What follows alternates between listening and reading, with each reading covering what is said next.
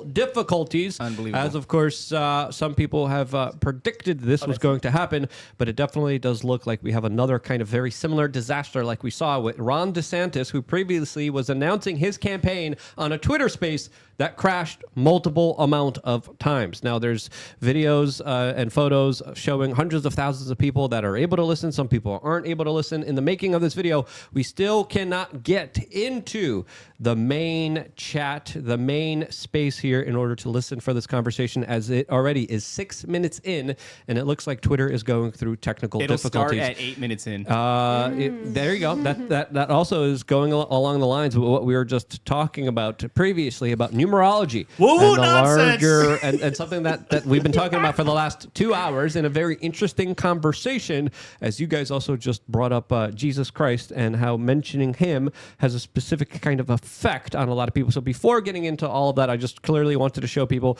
this is twitter.com/real Donald Trump. Donald Trump just started to tweet today. He tweeted out a whole bunch of stuff 2 hours ago, 18 minutes ago, 4 hours ago, 5 hours ago, launching a lot of his campaign videos. We were talking about why 8 hours ago, 6 hours ago, as of course now we are again trying, and we tried multiple times. We tried like 20 times to get into this space. We cannot get into it. Some people who have gone into it, we're talking about the music that was playing beforehand. But for me, automatically, I'm kind of thinking maybe this is a deliberate sabotage. This is a big moment. We were all expecting Donald Trump to announce something major, something big here. Obviously, he can't do it. No one can. No one could listen to him, as everyone is patiently waiting for the comments, for the conversation that everyone wants to happen. It's being recorded, so we can. We'll be able to listen to it later, but this is live and we can't participate. So just quick note for you, Luke.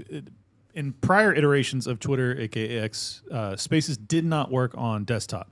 So it may never work on your phone. I'm doing both. I'm doing phone. Okay. And I am doing. As long as I would recommend trying the phone. I'm not gonna lie. Does anybody else feel like some of these spaces they haven't ironed out all the details? It's very common that you have to drop down and come back up, and in order to be heard or to hear. It's always a problem. It really is always a problem. We tried to do one on the way here, and it was a nightmare. Honestly. Yeah, it popped out temporarily, and then it gives me the space is not available. Yeah, and I got a little screenshot of Tim Pool and the Krasinsteins in there. Yeah, it's just crashing. It's overwhelming. It's beyond me like why they haven't absorbed a technology like a StreamYard or something, like just the audio side of StreamYard, integrate that into X, pay the money, whatever, and get this thing actually moving where people could have good conversations, because they're useful tools. Spaces are really fun if they work. Well, and really, if you want to take this thing to the next level, it's going to need to include video. And once you do that, the data requirements for something like this would be astronomical. Exactly. And then this is just audio that they're trying to transmit, and they're having issues with, difficulties with. As of course, breaking news is now reporting that the interview crashed, and it is not working for millions attempting to, of course, listen to it. Now imagine, this is why Twitter hasn't really dominated the video space like YouTube has. YouTube dominates it because they have the server space, they have the infrastructure, and they have an unfair advantage over everyone else in the field because they literally spent and invested so much money. They're losing money for many months in a way to, of course, be the #1 game in town, and they are, and that's why we're trying to host this conversation on YouTube. We're hosting this conversation also on Twitter at the same time, also on another alternative platform that we now have like nearly 7,000 people watching right now on that one particular platform. As of course, everyone is just waiting to find out what the hell is going on here. Have you tried this? Go to YouTube. Maybe somebody is actually live streaming it there. There you go. Live stream their stuff. I don't know. That is clever. That was able to get in there. Very, very clever. Clever Puerto Rican. Clever Puerto Rican. Very smart. What were we talking about? Okay. Let me get across the point that I was trying to make. So I think that the steel man is that there is such a cultural zeitgeist around the name Jesus Christ in America because it's like so foundational to what America is that even to the non-religious or the non-believer that would still have impact, and that's why it would compel people to have a reaction when they're going through that type of experience. That's predicated on the idea that it's purely a hallucination and that this is your also own psychology is solving the problem. So just really quick to open up the question for the people who are just tuning in now, tell us about the Jesus Christ conversation. What spurred it on, and what's the larger significance here? And just one small update, we are now live on Fox, and they're also going through a commercial break, and they're saying they'll be back because they're not able to, of course, listen to it either. But take it away, guys. So the thing that sparked the conversation was we were talking about these encounters with entities, and Clint was suggesting that they were purely psychological, and one of the things that we gave as evidence that suggests... I was not suggesting that. I was saying there's more evidence that it's just psychological than there is evidence that it's spiritual. But right. Go ahead. And then so our rebuttal was that our rebuttal's fuck you. our rebuttal is unbelievable. I forgot. It's a Puerto Rican. Flip flop, guys. We got it. Our rebuttal was that Family-friendly show here. on Nephilim D Squad, we have to call it that. On Nephilim D Squad, we often communicate with Dr. Jerry Marzinski, who's a clinical psychologist in the field for 35 plus years, dealing specifically with schizophrenia. But what about MUFON investigator John Joseph, who has extensively written about this? There's like hundreds of cases about people using the name of Jesus to expel aliens, which I would consider a demon. Right, but I'm just saying what got us there. So what got us to the conversation was saying that Dr. Jerry Marzinski, the medical apparatus that tells you what's the book that you have to resort to when it comes to diagnoses and things of that nature that the industry provides for the practitioners. Yeah. I forget, but you understand what I'm talking about, right? Yeah. So he basically looks at that and it says it's purely psychological. These are auditory and visual hallucinations, and you're not to feed into it because it creates more delusions in the patient. And he went the opposite direction. Well, initially he didn't, but he couldn't help but notice that if these things are hallucinations, you would expect to see all things encompassed within the hallucinations because to an extent they're random. I mean, certainly there would be cultural and societal and familial, all these different things that are impacting the hallucinations. But what he found is that they were displaying 23 discernible patterns, which he found highly unlikely, that these hallucinations would not only display reliable patterns that would enable him to predict the next sequence of events, but that they would display 23 discernible patterns. And long story short, what he comes out the other end saying is that, and I think a lot of people agree with this sentiment, Western medicine doesn't understand schizophrenia. We just sort of drug it away. We give them different cocktails. They don't even drug it away. They just basically they just cripple and break the person to the point that they're no longer a danger to the rest of society to a large extent as long as they stay on their meds. But even that's not necessarily true. It's a disastrous. It's a disaster. I agree. The way they handle it, and so or don't handle it. What he thinks is that's entirely a disservice. So what ends up happening to Dr. Jerry Marzinski is he leaves the hospital setting and enters a prison setting where he's now the corresponding psychologist for prisoners diagnosed with schizophrenia. And there you have a lot more experimentation, leeway at your fingertips in order to deal with these people. It goes back to that question of the libertarian will always look at the money. And talk about these physical money assets, but then underneath the money, so you have the pharmaceutical system who's getting filthy rich prescribing these drugs to everybody in America, but underneath that's not where the buck stops. It stops with there's possibly entities, and you're just blanketing this. You're making yourself rich doing it, but underneath it there's a spiritual battle, and it's raging. Well, yeah, but I don't know that libertarians just boil everything down to the money as much as they say that is the logical. It's the mechanism for power. Money enables the powerful to become more powerful and to wield that power in a way that manipulates the masses. And if you don't understand how the money works, you basically don't understand anything. And you guys argue that basically if you don't understand the spiritual realm, you don't understand anything. I would argue that you need both probably. Mm-hmm. And without both, if you just approach all of these topics from a purely spiritual realm, that may be adequate for you, but in terms of conwaying that to a broader audience, I think it'll be worthless. I agree with that, especially one that's entangled in the financial, political aspect. That's why our show is no one watches it. That's why we have 10 people in the audience. What are you talking about? But this is why I'm saying that I think that what you're doing is important. I'm just saying that it has to be more all encompassing for people to process it. As much as you guys, I think joke about how much you hate talking to me about this stuff, I think you ought to enjoy it because I am the hardest type of viewer that you'll probably encounter in that I'm going to challenge you every step of the way. No assertions, prove out what you're saying because what you're saying is totally wild.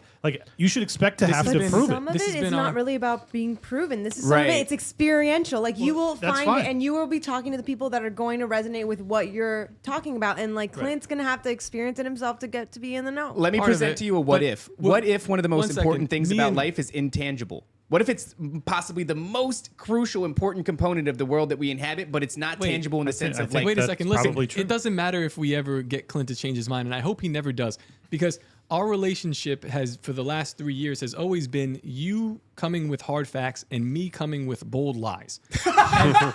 And then, but like I kind of provide this cover fire for you to then say these like hard truths. Yep. It's a perfect relationship. I know.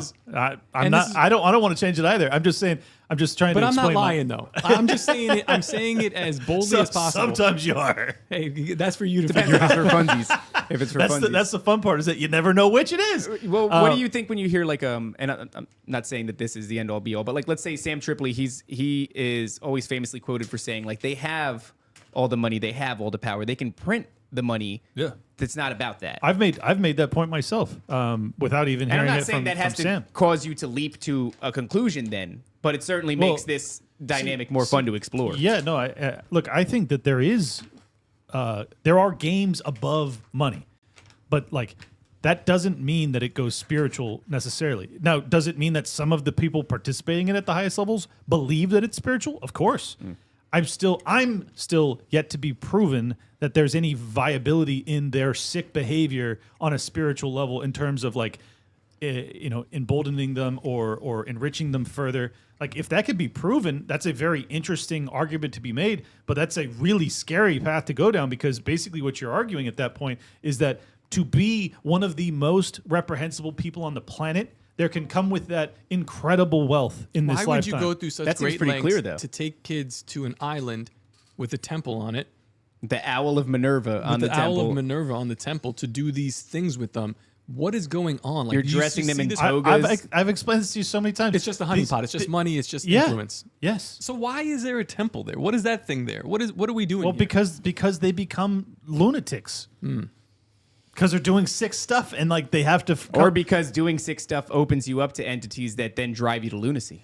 That's also a possibility, but like that's a leap that I can't make without evidence. So that's the thing, is like I'm not making a leap. Yes, you are. No, because I've No, experienced the entities. and also so it's not a leap for historically- me. Well, Historically, a lot you've of these- experienced the entities that drove these No, people but to that's do like that. being like if you walked around in the dark your entire life, and then one day I bumped into you, and it was like, I believe in, giant bald dudes. And you're like, well, you believe in the other giant bald dudes? Like, no, I'm just saying, like, they're probably out there. I bumped into one giant bald dude. Yeah. It's also historically these things happen. That's over still a and- leap, though. To know that they exist does not mean that you know that they exist, and that's why those people are doing what they're doing. But historically, these trends happen over and over and over again. The Yes, same symbology. I think it's the very same natural to acts. humanity to commit atrocious acts of war, to predate against children, to do unspeakable things that we can't talk about on this platform against children. Like those are all very human instincts that it's existed throughout time. Your argument can be that, well, it's because of spirituality, and you might be right. I just don't know. So you have to make a leap either way. child You have to say sacrifice- this is either a psychological thing that human beings are,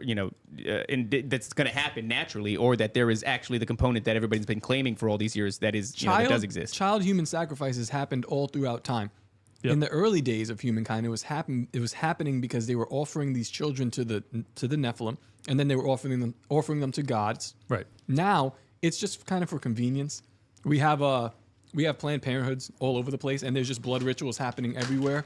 But Which it's is just for funny, right? convenience. What's the lady's name that she was? We just talked about her before. She was a big Sanger? fan of Hitler. Margaret Sanger, Sanger? and we are still on YouTube, which Oh, is not that Mustache family Man. friendly of a place. She was that, not a great person. Doesn't like particular You literally, conversations. like, As this of is course- the worst duo to ever try and flip-flop between YouTube and the other That was crazy. platform. Bold move, Luke. We take a lot of risks here, as Yes, you we can do. see. You appreciate it. Subscribe. It does mean a lot to us. As of course, we definitely like to push the envelope when it comes to speech. As of course, we are still waiting, and I tried like 50 times now to get into that space. Not working.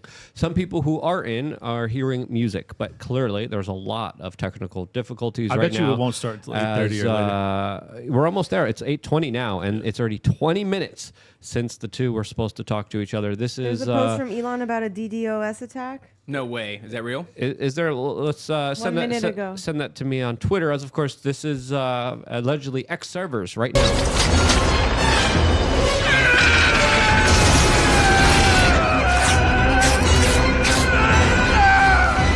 Yeah, as millions of people are trying to join the conversation right now, and they are finding a lot of difficulties in order to do that. This There is other a tweet here Musk by Brett Yeah. Cooper here is also very frustrated, and we have this image here also highlighting an Elon Musk, who, of course, is looking into the server room as he just tweeted, "There appears to be a massive DDoS attack on X, working on shutting it down. Worst case, we will proceed with the smaller number of live listeners and post the conversation later." As I'm looking online to see if anyone is actually streaming it, and I'm not seeing anyone. I'm seeing people in the chat room tell me specifically right now that no one has the stream, no one has the conversation, and I'm still trying desperately to get on through, of I'll go course. live. Shout out Shane Cashman. He said, the space is crashing tells me more than any poll. I think that's correct. That's Yeah. a good, if we can draw anything from this. And it's these people that are constantly doing things to try to sabotage something, and it's what's this? It's the Streisand effect, right? Where you this is only going to make it bigger. Yeah, but it also It also makes a lot of people tune out, like we saw with the Ron DeSantis kind of Exactly. You think so? DeSantis was disaster. obliterated after that. Yeah, it wasn't good. It Well, I wasn't suppose smooth. done with the right characters. I don't think you're going to do that to Trump. Trump is kind of a No, monster. I agree. They Yeah, did it's this different. to the alternative platform right before the presidential debates. They cut the servers, Parler. and then all of it went down. Oh, and then Parler. we couldn't, of course. No, I'm talking about the platform that we're also on right now. That also was cut right before the presidential debates, so we weren't able to, of course, listen to them and continue the conversation on that platform, as CNN was threatening to literally take channels down for republishing the presidential debates. By the way, we're going to be doing the DNC live coverage with Roger Stone Thursday night, 8 p.m. So it's going to be a special broadcast with him next week. And I bet that probably isn't going to be crashing anywhere. That's going to be broadcast everywhere to the general public. But it does, it won't surprise me if someone's going to try to blame the Iranians for this now. It's these pesky Iranians that What are can't doing they the do? DDoS attack. What aren't they guilty of at this point, Luke? It's Exactly. unbelievable. They're What they capable of can't do, anything. they can't seem to attack Israel. I don't know. They keep talking I'm about convinced it. this is the disembodied spirit of the Nephilim that are sabotaging the stream. The way they interact with technology is. I'm sitting right here, and I'm not so disembodied These now, are am not I? my people. I don't claim this. But yeah, 20. 6'1" cannot make a Nephilim. That's ridiculous. I'm 6'1". Oh, there's been a lot of watering down. Yeah, but you like grew in a span of like 2 days. Like And the, it just the so happened to beanstalk be guy. right after he drank baby blood. It's just that all Correlation? these people in the podcast world are so tiny that I'm a giant at 6'1". That's not my fault. I was I thinking think that. Steph is taller though. Isn't I am extremely tall. She's super Steph's tall, but taller I'm than you still are. taller. No way. Yep. No way. You No, know- Steph is taller than you are. She's way Stand up, taller do than it. you are. He's got wedges on. Take off your shoes, Clint. Mm-hmm. Wait, the camera kind of. Oh my God. Taller. Oh, she's taller. He's standing on his tippy toes. Wait, Can I'm not we- even standing upright. Clint has bigger bazongas Hang on, than everybody else Steph. can do it. Hey, back over here.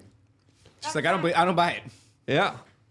Pretty damn close. Now That's put the your hat. chin It's the down. Look, beanie. he's Put doing it live. that beanie Lengthen down. your neck, Steph. Lengthen your neck. Yeah. No. Okay. It's pretty damn close. I'm not gonna lie. Yeah, it's pretty damn close. It looks like Elon Musk also just officially started his own space, as of course the space was supposed to be on Donald Trump's kind of official Twitter account. That's down. It looks like Elon started his own space on his own profile, and that is down as well. And we Interesting. can't get into You know that how mad they space have as to be well. when they're trying to do like occult numerology and it's just not working out because of the technical aspect. They're like, we're supposed to be starting on 888 when the moon is the highest in the If sky. numerology wasn't garbage, then it would be. How do I open PDF? That's the whole issue here. No, but there are a lot of kind of significant things that happen on significant dates. Sure. That Today. are kind of Yeah, go significant back- things happen on days. No, today one. significant days and numbers that a lot of people believe has Nonsense. more 1, 2, 8. value to it. What about the significant stuff 1, that 2, happens 8. on days that Yeah, shouldn't you're be gonna numerically ask. significant? What's the Like what? explanation for that? Well, our homie Donut. Shout out to Donut The Factory. reality is, He was you in think the- he everything was in the is chat earlier. Significant under numerology. Oh, Go he ahead. was. Yeah, he says, so 128 has a significant meaning in occult circles. He predicted that the Eiffel Tower will fall today. Big prediction. I don't think it will, but he's also predicted a bunch of other things that came true. So shout out He to recently Donut. predicted only like He 4 predicted days the ahead of power time. outage. And I was like, well, that's pretty damn good. And then he predicted that the market was going to crash this month. And he predicted that like 2 months ago or something like that. And I go, all right, that's pretty It's pretty good. I don't make predictions because Numerology is still garbage. But everything that's happening with Elon and Donald Trump right now, I don't believe this is going to be the Streisand effect. I think this is going to have negative effects. I think less people are going to tune in than they originally were. People are going to be less reliant on Twitter, less going to that social media platform, and more going to the corporate media. We went to the corporate media. We went to Fox News to see if they had it. They don't. Twitter doesn't have it. As of course, this DDoS attack is a significant one. It's a major one because Twitter probably prepared for all of this, especially after their latest Ron DeSantis kind of debacle. You think that they would have everything in handy. So either they're extremely incompetent or there's larger kind of underhanded efforts trying to undermine this very important moment for the former president of the United States. I think it's a compromising kind of effect. Who do you guys think is responsible? I think it's just the servers are. Did you use? No, sorry. Again, we're on YouTube. Do you think they were going to let people talk on this space? Yeah.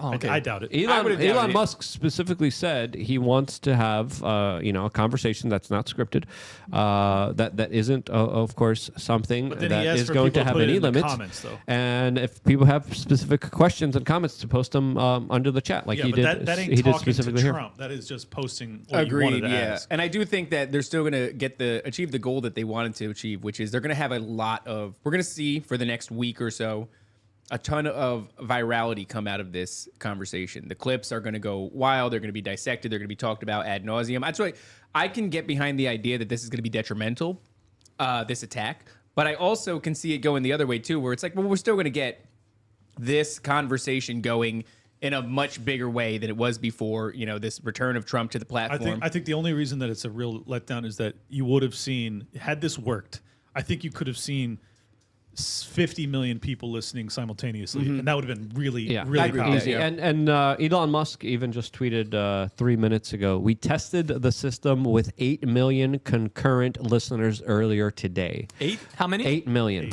Interesting. So Cool. 8 million. The number 8 comes up once again, as of course a lot we of people will try believe. it again at 8 p.m. God, I hate It you already guys is so 8 much. p.m. It's already 8:20. What is it? 8:28. It's check it right now. It's No. 8:28 p.m.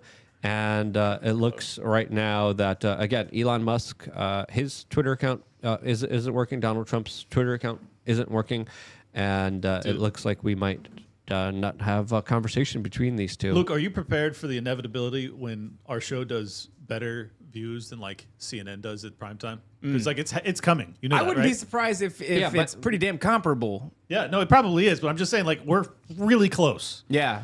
It's going to be nuts when that if happens. there's going to be infrastructure that's going to allow us to have that conversation. As Yeah. of course, I do see the tightening of the kind of free speech window that is getting smaller and smaller But and smaller. hey, on And, one particular platform, we're allowed to say what we want. yeah, we are Crushing on that particular on 2 of them. One of them is down right now. That's true. Another one we got good viewers, and I think everyone is kind of patiently waiting. Like, okay, come on, get on with it. Let's have this conversation. As we were expecting some major bombshells to be dropped here, because this is the moment. This is the time to make sure that you're going to have everyone's attention. Now, once you don't have everyone's attention, you're kind of screwed over here, as the guys are going to be looking at their GPS because they have another podcast that they're going to be going to in just a few minutes from now. They got a little bit of time. But I'm going to keep trying. I'm going to keep trying to get on here. I wonder if Donald Trump tweeted anything himself, as of course the kind of symbol around his profile is still up there, and again, He's still in the it's space. just I got to say, totally down. since I have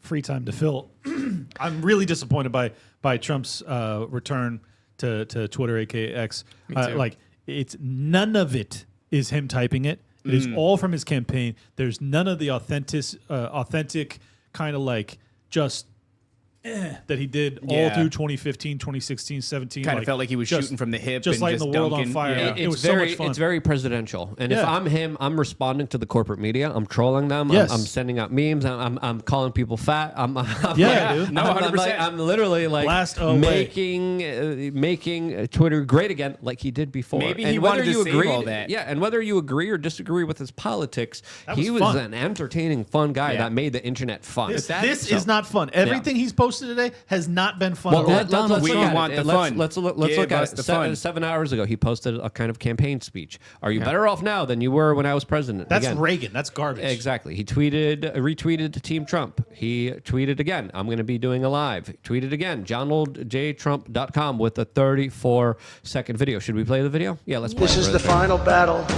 With you at my side, we will demolish the deep state. We will expel the warmongers from our government. We will drive out the globalists. We will cast out the communists, Marxists, and fascists. We will throw off the sick political class that hates our country. We will rout the fake news media, and we will liberate America from these villains once and for all.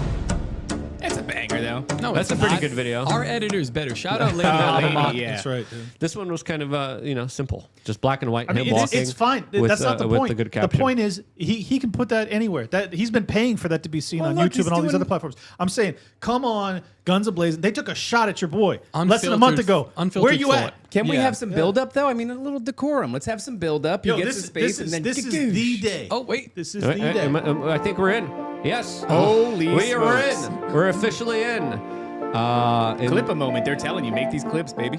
Yeah, I got it. As of course, we are right there next to Donald. Donald J. Elon. Right in between. Right Elon. in between, yeah. Oh, they pushed us to the right. Elon wanted to be That's next to it. the Yeah, president. He doesn't like it. Move over, boys. But the Donald- music is playing. Donald Trump hasn't been the same since he got rid of like Steve Bannon. A lot of his rhetoric, and I guess that's like 2018 or so, it's just been watered down. And every year that we go, it's What even more emoji so. do I respond with? Thumbs up, thumbs down, high Purple heart, five. purple Something about Purple Top heart. speaking over this Heart, music heart. crushes. Can you talk some more? 'Cause that Can was you good. do? I like that. Can you do Purple heart. eggplants? Oh, eggplants. I don't think you do eggplant. We can't do your favorite Heart. emoji No, here. eggplants. But now we have the elevator music that everyone, and we have 100,000 people This that is the have music joined that everyone's like the slaps. conversation, and this is the conversation. 685,000 into space. Incredible. And it's probably because everybody's just getting in right now. You're gonna Yeah. see that tick up. Boom, boom, boom, boom, boom, I would boom. not be surprised if it crashes again, gonna dude. crash again. It's Where- gonna get to like 2 million and be like, whoa. Where do I participate to get in this No, phone report call? the space. Report it. The European Union right now is like, how dare they? We're the good people. That's Yeah, why we have to yeah. silence them. Unbelievable. Yeah, it's absolutely crazy. That's how but- that works. That's but- how the good but- people typically silence it. Yeah, if history teaches us anything. It's the good people What win. could they possibly say in this space that could like be a threat to the European Union? They can make an announcement They could say against oh, I can't say it. the U.S. dollar. They can make an announcement about the reserve currency. And if you look at what happened to JFK when he announced that he was going into silver instead of the U.S. Federal Reserve banking system, there could be another kind of situation potentially like that. Because if I'm Donald Trump, I'm seizing the moment. I'm saying something big. I'm making a grand declaration. I'm going to convince all the people tuning in right now, vote for me right now because I'm going to give you this huge ask, which is going to be a major disruptor to the establishment. If I'm Donald Trump, I'm doing that. Now, I'm not Donald Trump. So it depends. We'll see. But if I'm him, I'm seizing the moment. And it would be smart to do that. But we're in. Is there a button to say I want to participate in the conversation? The pitch I'm making if I'm Trump is I get in there. Yeah, you could request, but you have to do it from your phone. Regardless of what Elon has to ask of me, I'm gonna lay out all of the prosecution, starting with Fauci, go down the Epstein list, name some names, actually put people on blast. He's done none of that. Like, he's been so safe. They took a shot at you, dude. I want him to just do it be, like a- I just say requested. what you gotta I say. just requested to speak. So I wanted to do it like I'll an be in old there. school hip hop record where at the end of it, like they diss all their, all the opposition. Like that's really what I want. I just want a good 15 minutes of him, going off on everybody who said anything, but like stylishly, like kind of like an old school rap. Like, hit him up. Yeah. That's where I was going for it, but I didn't want it because he says some choice words. Well, in that. I'm not gonna Right, quote but the song. you understand. That's what I'm going. Well, Hit 'Em for. Up's the greatest diss track of all time. That's what I want. 800,000 people tuning in now live. So F Joe 800K. Biden, F Nancy Pelosi. Like that's what I want. All that. And of course the Oh, Mitch McConnell, you want some too, boy? Everybody can get these hands. That's what I want. the Krasensteins are reporting how they're going to be fact checking everything in real time as well. Oh, these guys. I just As, picture them with a whiteboard and like step ladders, and they're just going crazy with Oh this. wait! The host Donald Trump is speaking. Do you see his mic? He's just breathing. Is moving. Dude, but it'd be we are so not funny hearing anything. if he just goes, If you just oh, thanks for having me, Elon. What a great space. I just find it weird because you have to do it from your phone. So he's just walking around his house. He's like, yeah. It's just so unpresidential. It's very weird. Just sitting on his gold toilet. Yeah, we have like a Shure SM7B, and he's probably going to be. He has like a flip phone or My whatever. legs are numb. I've been sitting in here for 30 minutes, Elon. This is some real nonsense. What if they start talking about the Nephilim? How The are host you was gonna just feel? the host was just muted. If there is a Nephilim, it's his son Baron. That dude is the a marvelous Nephilim. Adventures of Little Baron Trump. Come on, man. Yo, that fool's you like know about that, 7'5". The what? Baron Trump? Little Baron Trump, The Adventures of Little Baron. Yeah, there's Ingersoll a Lockwood book books. that talks about time travel with him specifically.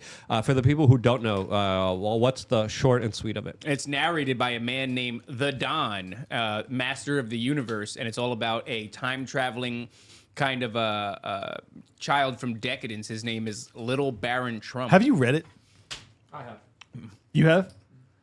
I'd love to know. Is It's it good? insane. No. Okay, yeah. I had a feeling. He wrote a lot of weird books, that guy, Ingersoll Lockwood. And then the follow-up to it was 1900 or The Last President, which is interesting for the people that think that this is the last election we're going to have. What do you mean 1900? In fairness, That was the name of everyone the book. always thinks that, but I actually happen to kind of think that. mean, this Yeah, goes I on. mean, it's probable more than ever that this Yeah. is going to be the last kind of, you know. The name of the book was 1900, and then the subtitle is The Last President. Right. And it's about a bombastic president from New York City that owns a tower that happens to be. that's yeah, it's fascinating. crazy. It's Right on the on- same address. Yeah. Really? What? Street address. No. Yeah. These That's were written in interesting. the 1800s. That's interesting. I've been wanting to ask you guys. Do you think that there is witchcraft at play with as well Yes. as Kamala Yeah. Harris is polling? Because she was the least liked vice president in modern American history. She was replacing, and this is underneath a president who was not liked at Yeah, all. Which normally a vice president who's under a very unpopular president, people would be like, "Yeah, let's just give that but dude her a shot." approval rating was lower than his. Yeah, she's even worse. And now, like they oust Biden, she gets the nod, and 2 weeks later she's polling Megan better Thee than Stallion Trump. is twerking for her Yeah. and all this other. And this is less than a month after, don't think you need there's a witchcraft. I shot think taken you at just- Trump. Like, are the American people that dumb? No, Or you is just this go. The witchcraft? systems Like, what's happening? are falsified. It's witchcraft in the sense that they're using propaganda, which is like In that way, yeah. Witchcraft, like Owen Benjamin would say that your words are spells. Right. So when they're telling you these things, oh, she's polling at 52% now, and Donald Trump is, I was like, no, she's not. Nobody cares. Everybody knows it. The AI pictures are fake. This is all nonsense. It's we know insane, what's yeah. up. It's just like lies being told to people. So you think this is Bernays level propaganda, not I think they not believe it. Crowley level? And just really quick, Ian Ian! Crossland is in the house What's as up, well, Ian? as we have just reached 900,000 people in this space. Ian, I don't know if you've seen what's going on online, but there's some technical difficulties. How are you, man? I'm great, man. You're speaking to the mic. I'm so good. I'm so good. Thank you for asking. How are you? Very good. And you missed. We're talking about a lot of missed like crazy occult, Nephilim, been like lis- deeper spiritual stuff. Oh, that's cool. you want Jesus Christ. No, I gotta go to the I gotta go to the bathroom. I don't want to reveal too much about it. But I'll be back. We're on YouTube again. It's actually a Take great pictures plug. and show it to Clint like you did last time during your Ooh, cleanse. Showing off. Showing off. I beg of you, sir. But to your point about how effective this propaganda is, like my niece, she's detached from politics. She's only 20 years old, and when we were talking about, in my opinion, I think Trump's going to have this massive comeback and he's going to be president again, and she was actually really taken aback by that. She's like, "Really, you think so?" Because it looks like Kamala is going to be the winner, and it's like, well, because you're a TikTok kid. And this is what you're being fed. This propaganda machine is churning out this type of content. create the reality. Yeah, they're creating the reality. They're creating that consensus and the idea, alchemy, especially. right? Yeah, I mean, yeah, in a way it Well, is. it's so easy to create the incentive structure now that you've monetized social media in particular. All you have to do is juice the algo to pay the influencers. So you don't even have, like, they are paying them. They're actually doing contractual obligations where they pay people for Right. totally bot posts. But on top of that, you don't really have to do that. All you have to do is show that Kamala Harris, little doom dance Right. things go super viral, and that's it. And you'll have 25,000 kids with 100,000 followers each that are doing their little stupid dance, doing the hashtag for Kamala or the coconuts for They Kamala did or it whatever already, the hell. right? They pushed a corpse over the line that was basically Yep. in his basement Yeah, for the well, entire time. They could do anything. They could do magic, which they do all legitimately, the time. right. So we're almost at 1 million live concurrent listeners right now. As Elon Thank you for Musk- listening, people, Yeah. especially Yeah. since they're not even here yet. It's amazing that we have 1 million people listening to us right now. Yeah. That's really cool. Thank you guys. It would have I happened. feel eventually. like Rogan right now. You know what I mean? Yeah, I have a question for just, Luke. just really quick. Elon Musk has joined the space. space. Elon, what's up, bro? And he has muted his microphone. Donald Trump has muted his Elon, you microphone. afraid? You afraid to talk to us? I'm going to use the restroom. And I'm going to then- continue to play like we're As soon talking as about Luke goes this. to the bathroom, he's going to Let's talk more about Barron Trump because that's a fascinating It is a kind fascinating of thing. I wanted to ask scenario. you though, Luke. Yep. Do you think He's like, I gotta go to Do the you bathroom. think number one is Joe Biden alive? Number one, are I don't any know. of his 7 clones Yeah. the original clone? Was there ever a Joe Biden? Now, please stick around and answer that. I think there's love that 9. question. I think there's 9 Biden. This is my own personal 9 opinion. Bidens. There's 9 of 9 them. Bidens. And, Can we look and at there's skin them? suits, and then there's individuals playing him and portraying him. But Oh, I hey, think yeah, there's Dana many Carvey. multiple Hey, versions. yo, this of him. plays into your stupid numerology garbage dare too, you. because It's not mine. I don't like it. in German, NEIN, which means no Biden. 9 Nine. Biden, 9 no Biden, Biden. 9 Biden. Exactly. That's why. I like it. Numerology Did you see that in Dana different Carvey languages. is There was is 9 Joe Biden. Bidens. Get it? Yeah, no Bidens. There you go. Wow. There's I a went really deep. convincing the thing where you lines. see Good job. Dana Carvey, who played the master of disguise, and they show his face next to this iteration of Biden, and you're kind of going, it looks a lot like it's Dana Carvey. I'm not gonna lie to you, yeah. it looks just like Well, Dana they Carvey. did that with Kerry. What's his name? Why can't I remember his first Underwood. name? No, John Kerry? Kerry? is it Oh, John? Kerry. Why does his name not sound right? I think they Carey. Mandela effect. Dude, Mandela effect just made me feel like John Kerry is not the right name for John Kerry. Yeah, Richard That's Simmons weird. didn't have a headband. That's weird. So you're not from here if you can't. You ain't be- from these We're parts, from boy. the same. We're from the Same We both universe. are. Yeah. No, but like I know John Kerry's. That still doesn't You don't sound know right to me. John Kerry. He's an All right, infiltrator. hello, The only way to know everyone. is Oh, wait. My apologies for the late start. We unfortunately had a massive distributed denial of service Luke, they're attack on. against our servers, Luke. and He is saturated all of our bombs right now. data lines. Like basically hundreds of show gigabits us. of data were saturated. We've show the empty chair. we think we've overcome most of that, and so it's now time to proceed. But as this He's the this worst massive interviewer attack on the planet. Can I just say that? there's Yeah. Get your a lot of opposition thoughts to together and people talk. just hearing Worse than Lex Friedman? what President Trump has to say. It's on. And but I'm honored to have this conversation. I want to emphasize it's a conversation, and it's really intended to just get a feel for what Donald Trump is just like in a conversation. Got a million in the space. So it's hard to catch a vibe about someone if you just don't hear them talk in a normal way. And when Like you know me. when there's an Yeah. adversarial interview, who's completely like incapable no of one's it. themselves in an adversarial interview.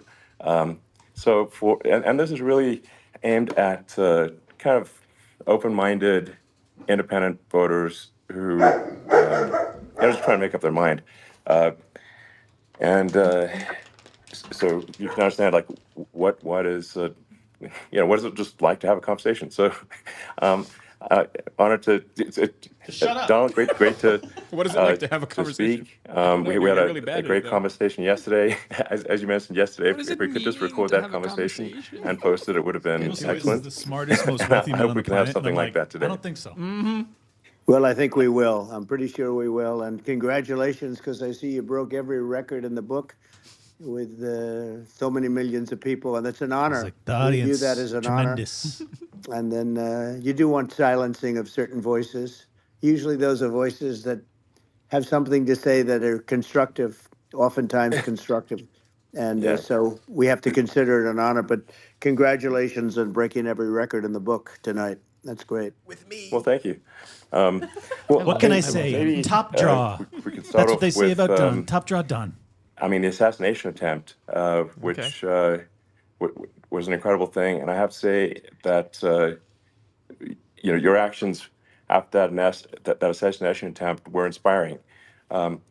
You instead of shying away from things, instead of ducking down, you were pumping your fist in the air and saying "fight, fight, fight." And I think that's It's like a movie.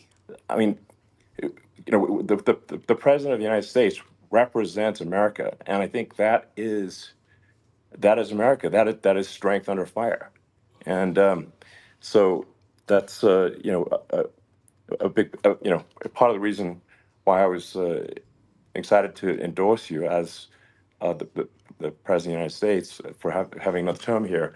Is that was just incredibly inspiring. But I mean, what was it like for you? Not pleasant. I have to be honest. I said there was blood. I had Being more shot is blood. not I didn't much know fun. I didn't know I had that much blood. the doctors later told me that the ear is a place that is a very bloody place if you're going to get hit. But in this case, it was probably the best alternative you could even think about because it went at the right angle, and it was a hard hit. It was very, I guess you would say surreal, but it wasn't surreal. I was telling somebody you have instances like this or like a lot less than this where you feel it's a surreal situation. And I never felt that way. I knew immediately that it was a bullet. I knew immediately that it was at the ear. Yeah. And because it hit very hard, but hit the ear. And I also heard people shout, bullets, bullets, get down, because I moved down pretty nicely, pretty quickly. And we had bullets flying right over my head after I went down. So I'm glad I went down. The bigger miracle was that I was looking in the exact direction of the shooter. And so it hit me at an angle that was far less destructive than any other angle. So that was the miracle. That was, for those Split people that second. don't believe in God, I think we got to all start thinking about that. You have to, I'm a believer. Now I'm Bye, more of a everybody. believer, I think. And a lot of people have said that to me. A lot of great people have said that to me, actually. But it was amazing that I happened to be turned just at that perfect angle. And all because I put down a chart on immigration that showed that the numbers were so great. I love that chart even more maybe now. it's a than I sign. ever- Maybe Yeah. that's a sign, It's an immigration sign. You highlighted a serious issue, and Yeah. at that moment, That's right. the bullet missed your, hit your ear, but missed your head. I mean, Well, the amazing thing is that the sign, I said, bring down that sign on immigration. And it was literally about an eighth of a second where it would be good. And after that, it was going to be a disaster, no matter which way you were facing. But it just had that perfect angle, which was exactly at this shooter. Very sad situation. Such a sad situation. As you know, we lost somebody that was great, Corey, who, a firefighter, a great gentleman, a great trumper. He was just a fantastic family and a fantastic man. And a friend of mine came up, Elon, and said, I'd like to give the family some kind of help.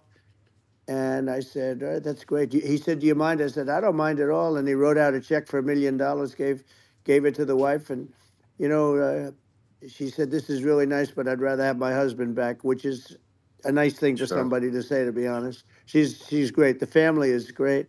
And we raised a lot of money for them and for two other gentlemen are unbelievable people also. They were hit really badly. They thought they were not going to make it, and they did. The doctors in the Butler area, I tell you, they were incredible. They saved the two, and they were really hit tough, both of them, equally.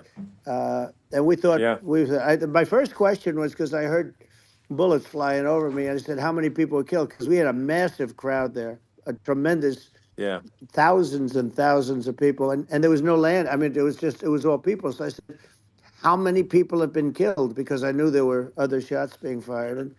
And they said, we don't know yet, but some people have been badly hurt. And I have to give the Secret Service sniper, they call him, or sharpshooter, but sniper, because he didn't know there was a problem. He's an extraordinary shot, obviously, and he didn't know there was a problem. And he was able to pick it all out within 5 seconds. And he used one bullet from very far away, I guess probably about 400 yards. The shooter was 130, but he was on the opposite side of the field and the podium. And he saw the smoke and the flame from the gun, immediately recognized it, and immediately took a shot. And it was one perfect shot from very far away. And if he didn't do that, Elon, he would have. I mean, if he would have, a lot more people could have been badly hurt and killed. So I have to take my hat off to him, because that's also a surreal. He's been with them for 23 years, and he's never had anything like this. And all of a sudden he has to act, and it's a very tough thing to act and to be shooting somebody. But he saw the gun, saw the smoke, saw the flame from the gun, very far away. Obviously has very good eyes. He's got very good vision, which I assume you have to have in that particular work, but he took Absolutely. aim very quickly, and they say it was approximately 5 seconds from long range, Yeah. one bullet. If that didn't happen, Yeah. because the shooter had a lot of bullets, he had a lot of cartridges up Sure. there with him, so could Well, have been very. that's clearly he was very competent in taking that shot to stop the attempted assassination. But I mean, there does seem to be some pretty significant failings elsewhere in the system. Like, there's just no way that, like, how on earth does a shooter get on a roof 130 yards away? That seems crazy. There you go. Good I think question most from people Elon. people are wondering how on earth could such a thing happen? Well, I view it as two ways. There should have been nobody on the roof. There were people, Yeah. because there were so many tens of thousands of people there. There were people that were seeing him, and there was one woman with a red shirt and Right. Trump all over I it, saw and the video. she's screaming, "That guy's got a gun!" You saw it probably. Yeah. There's a No, I guy saw up the there videos. with a gun. I mean, it's like I guess, I mean, for my part, and I think probably many members of the public are wondering how the heck are, basically people wondering by it, pointing out there's a guy on the roof with a gun. Yeah. And they're seeing it, but somehow it's not being addressed.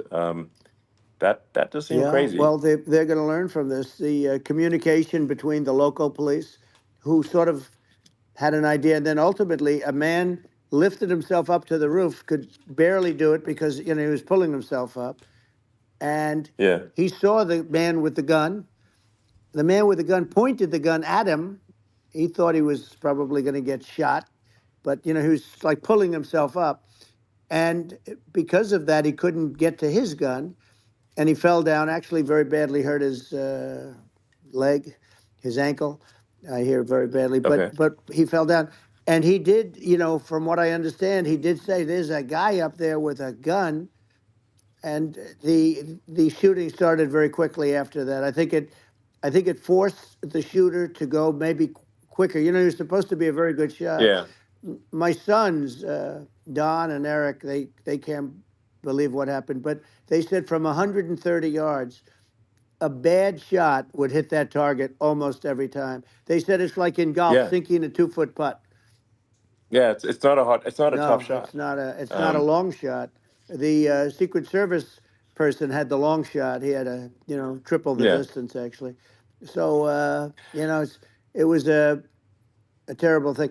Look, it's hard. I have to say this about the Secret Service. When I went down, and I went down based on, I think they're screaming, but other people also, because people saw this happen. You had so many people. One of the miracles was that nobody ran. I mean, if a gun goes off, the crowd Yeah. control people showed us this.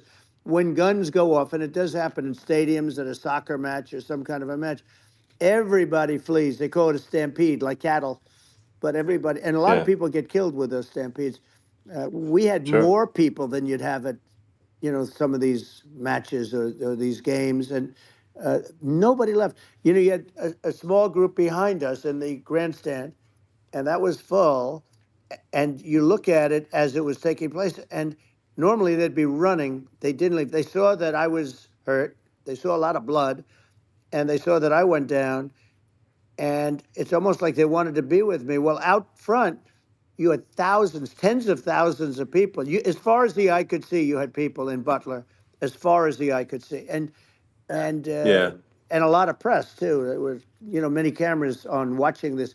It's what makes it so different, because normally things happen that aren't good, but you never have a picture of it. Here we have all these cameras shooting it, so sort of amazing. But one of the interesting things was that you didn't have anybody flee. You didn't have anybody stampede. Sure. Nobody. And there were some people behind me. They stood up and they're looking like, I mean, I'll tell you, you want to have them in a foxhole with you. I want to meet some of those people, because Sure. it's so different from what you heard. But so I was down. But the Secret Service Yeah. guys, there were bullets flying right over my head. You could hear them go whizzing, and Yeah. these guys came jumping on top of me, and a young lady, Kate, would jump. They moved so fast, and let me tell you, that took tremendous courage. Now, there was a lack of coordination. There was, obviously everybody understands that somebody, that building should have been covered. And Yeah, I mean, that was the I think big that, thing. looking at the aerial views, that building would be like the #1 spot for a sniper. I mean, it's like if you were to pick, like, what is the favorite place, so if the goal is to assassinate, what's your favorite spot? That building, the You're roof of right. that building would be #1. That would have been the spot. It's like you can ask for a better location. It's like No, #1. that would have been the spot. You know what people think is when the local policeman, who, by the way, he really, he did what he was supposed to do. He couldn't hold on any longer. And then when he got his head just peeking above, this guy standing there with a gun at his head. And when he fell down, again, hurt his ankle very badly, but he was making the calls. But what happened is the firing took place very soon. So what they think is that this guy ran to his site, which he had all planned out with the gun. He ran to the site and he started shooting fast. And maybe that's why he sort of missed. I mean, he got me, but it could have been, could have been a much bigger problem.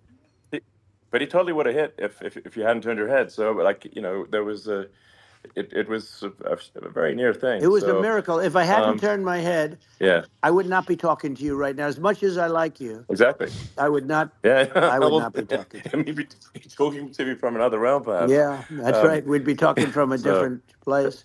But it was a very terrible experience.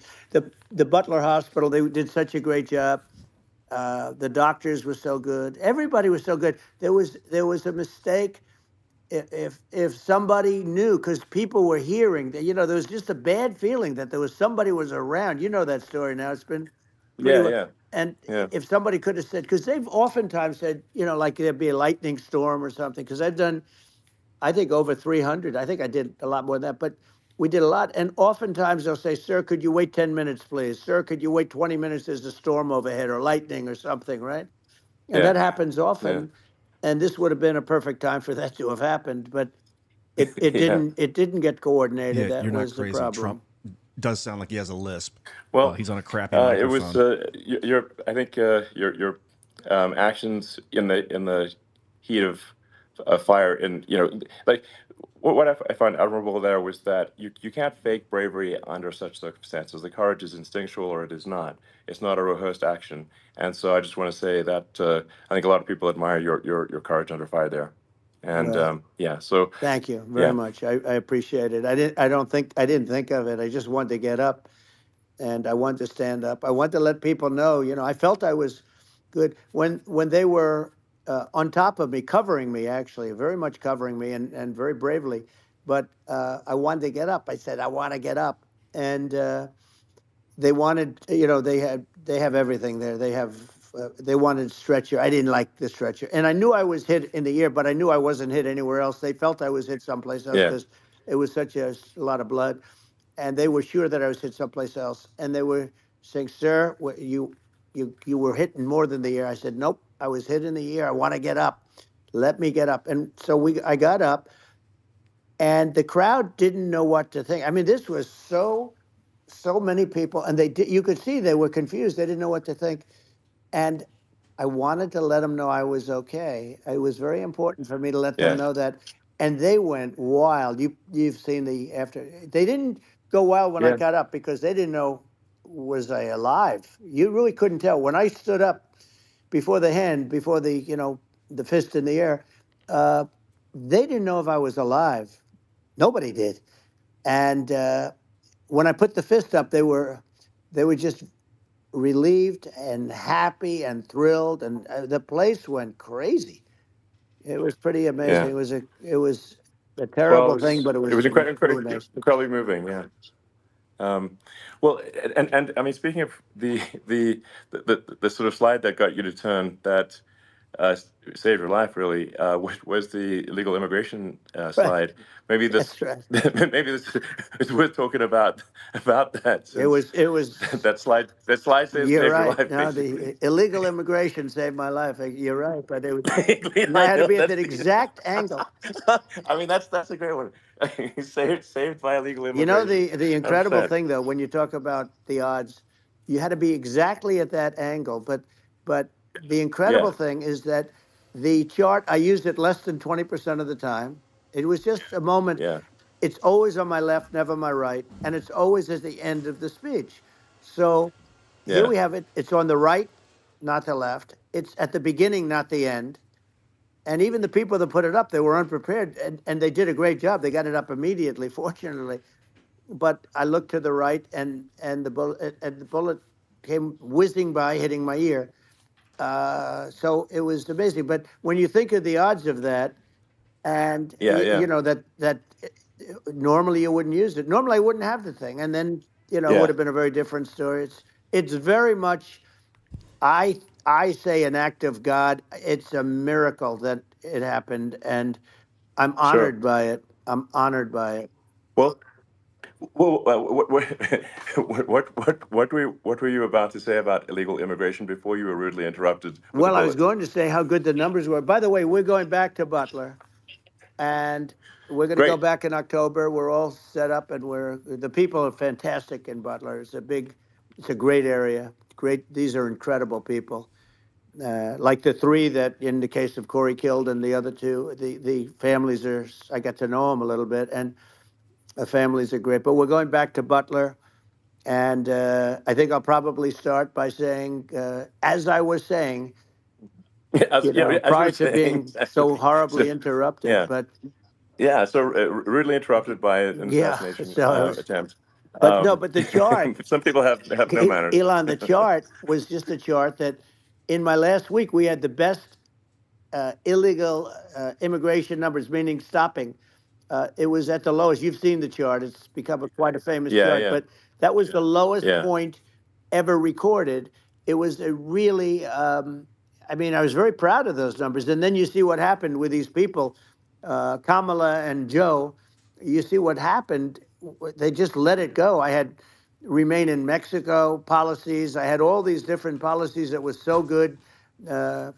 Guys like Tom Holman and Brandon Judd from Border Patrol. These are all people that they've been on television. They says the best numbers we've ever had. We had so many different checks, catch and release in Mexico, not the United. We had catch and release in the United States.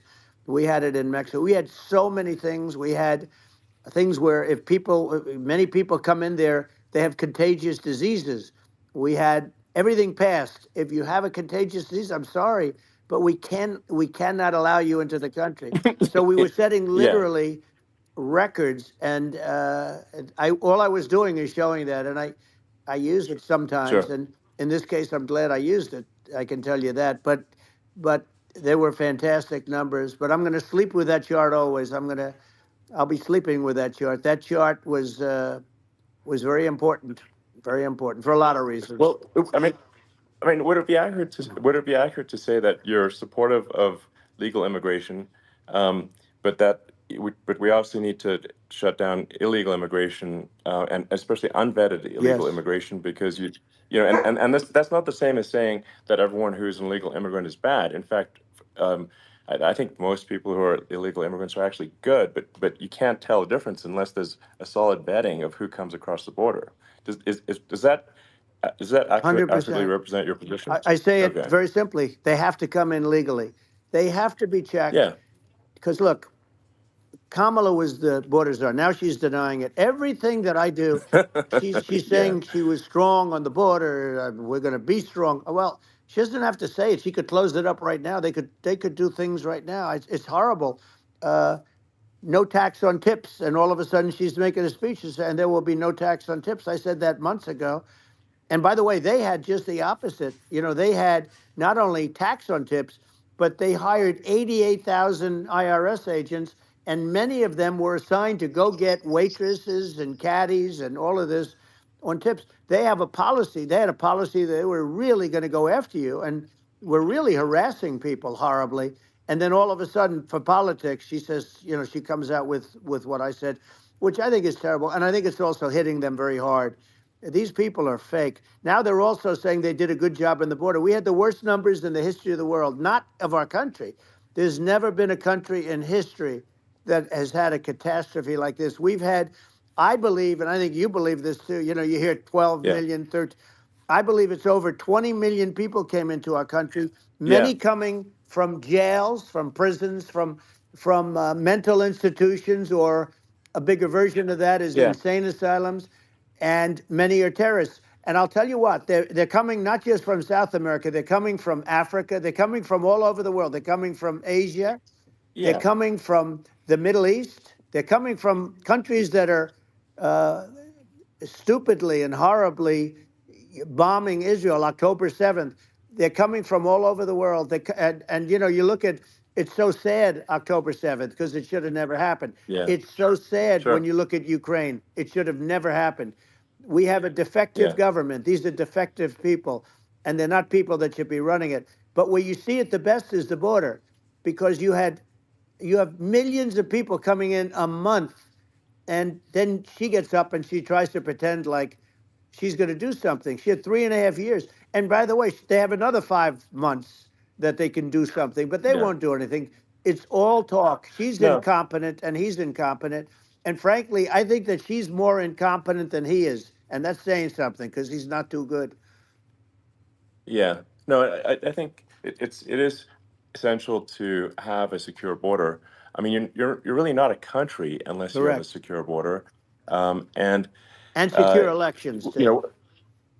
Yeah, absolutely, secure elections. And so it's just essential to have a real border, or we can't function as a country, and our service, our central services are being overwhelmed in a lot of cities. But as we were talking about earlier, I think having a legal immigration process that is smooth and efficient and done well, and I, speaking as someone who is a legal immigrant, I think that like one way to think of it is, who do you want on your team? Who do you want on Team America? And I think we want to just say, okay, we want to let in people who are gonna, be great contributors to our society and to our economy, and and who do you want on the team? And it's not to say that, like in my opinion, actually, I'd say like probably most of the illegal immigrants actually are actually good, hardworking people. That's my opinion. But some are not, and you just have this sort of adverse selection process where, if somebody's, if somebody's like has a career in theft or robbery, I don't understand what's taken them so long to get here. Because we're such a target-rich environment. I mean, why aren't more people who have a career in, bad things coming here sooner? Because it's a piece of cake to go rob, houses in LA or New York, compared to other parts of the world. And in a lot of places in America, if you try to stop the person who's robbing you, you'll be arrested. So it's insane. It's right. I mean, what's happening with crime, and our police are so good, but they're not allowed to do their job. But I have to tell you, Elon, I hate to say it because it's such a downer to say it. I hate to say it. I hate it. But you have a lot of people that just shouldn't be. I think it's a much bigger number than you think. They're allowing, again, they're allowing people from their jails. And if you were running one of these countries where they're coming from, you would have had all of them. As an example, Venezuela, their crime is down 72%. They're taking their drug dealers. They're taking, frankly, their prisoners. They're emptying out their prisons.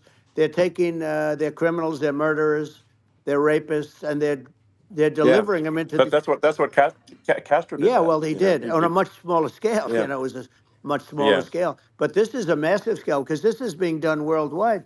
But here's what's happening: crime all over the world is down. And wait till you see the numbers that we have. This is migrant crime. This is crime that's going to be. Yeah. And I saw it today in New York where somebody was knifed with raped the girlfriend of a man that stood there watching in New York in one of the shelters and started pulling out the knives, and bad things happened today. But this is happening every day. These are rough people. These are people that are in jail for murder and all sorts of things. and they're releasing them into our country, and they're telling them, if you come back, we're going to kill you. We're going to give you the death penalty or kill you. So they don't want to come back. But these are rough people. Yeah. These are criminals that make our criminals look like nice people, and it's horrible what they're doing. And she's in charge of it because, now she's trying to say she had nothing to do with it. And she's such a liar because she was called the border czar the first day, and it was on the headlines of every newspaper. She's the border czar, and she never even went there. She went to one location which had nothing to do with where the problem is. She went in and out, I guess, because she was getting a lot of pressure, but had nothing to do with the problem is. But she was the border czar, and people can't allow them to get away with their disinformation campaign. Now she's trying to say that she wasn't really involved, and the whole thing is horrible. She was totally in charge. She could have shut the border down without him. He didn't know what he was doing anyway, so he wouldn't have even known what happened. You could shut the border down. He wouldn't even know the difference. But the fact is that she was border czar. But if you don't have to call her that. The fact is you could just call her, she was in charge of the border, and the border was the worst ever. It's simply not working. No, it's horrible. Whether it's a question of intention or competence, either way, we don't have a secure border, and we have people streaming over like it looks like a World War Z zombie apocalypse at times. And sometimes you got to sort of wonder, like, is it real or not? So because you see things, you're like, is it real? So I went to the border at Eagle Pass, and I saw for myself in Texas, and I was like, okay, it's real. I'm like seeing this in real time. I actually posted the video like just live. I just flew there one day and just to see, hey, is this made up or real? And I'm just seeing people stream across the border, and I have to say, at least the people that I saw did not look friendly. These are people can look at my video and say, hey, these people look friendly. I don't look super friendly. So these are people that Elon would not be the same man if he had to walk across the street and look these people in the eye. These are rough people. These are really rough people coming across. And I know rough people. And these are people that we don't want in our country. And, the caravans are coming in, and they're putting, and who's doing this are the heads of the countries. And you would be doing it, and so would I. And everyone would say, oh, what a terrible thing to say.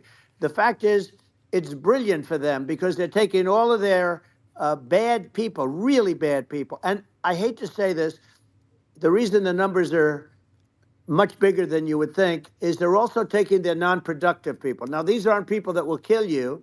We have enough of them. But these are people that are non-productive. They are just not productive. I mean, for whatever reason, they're not workers or they don't want to work or whatever.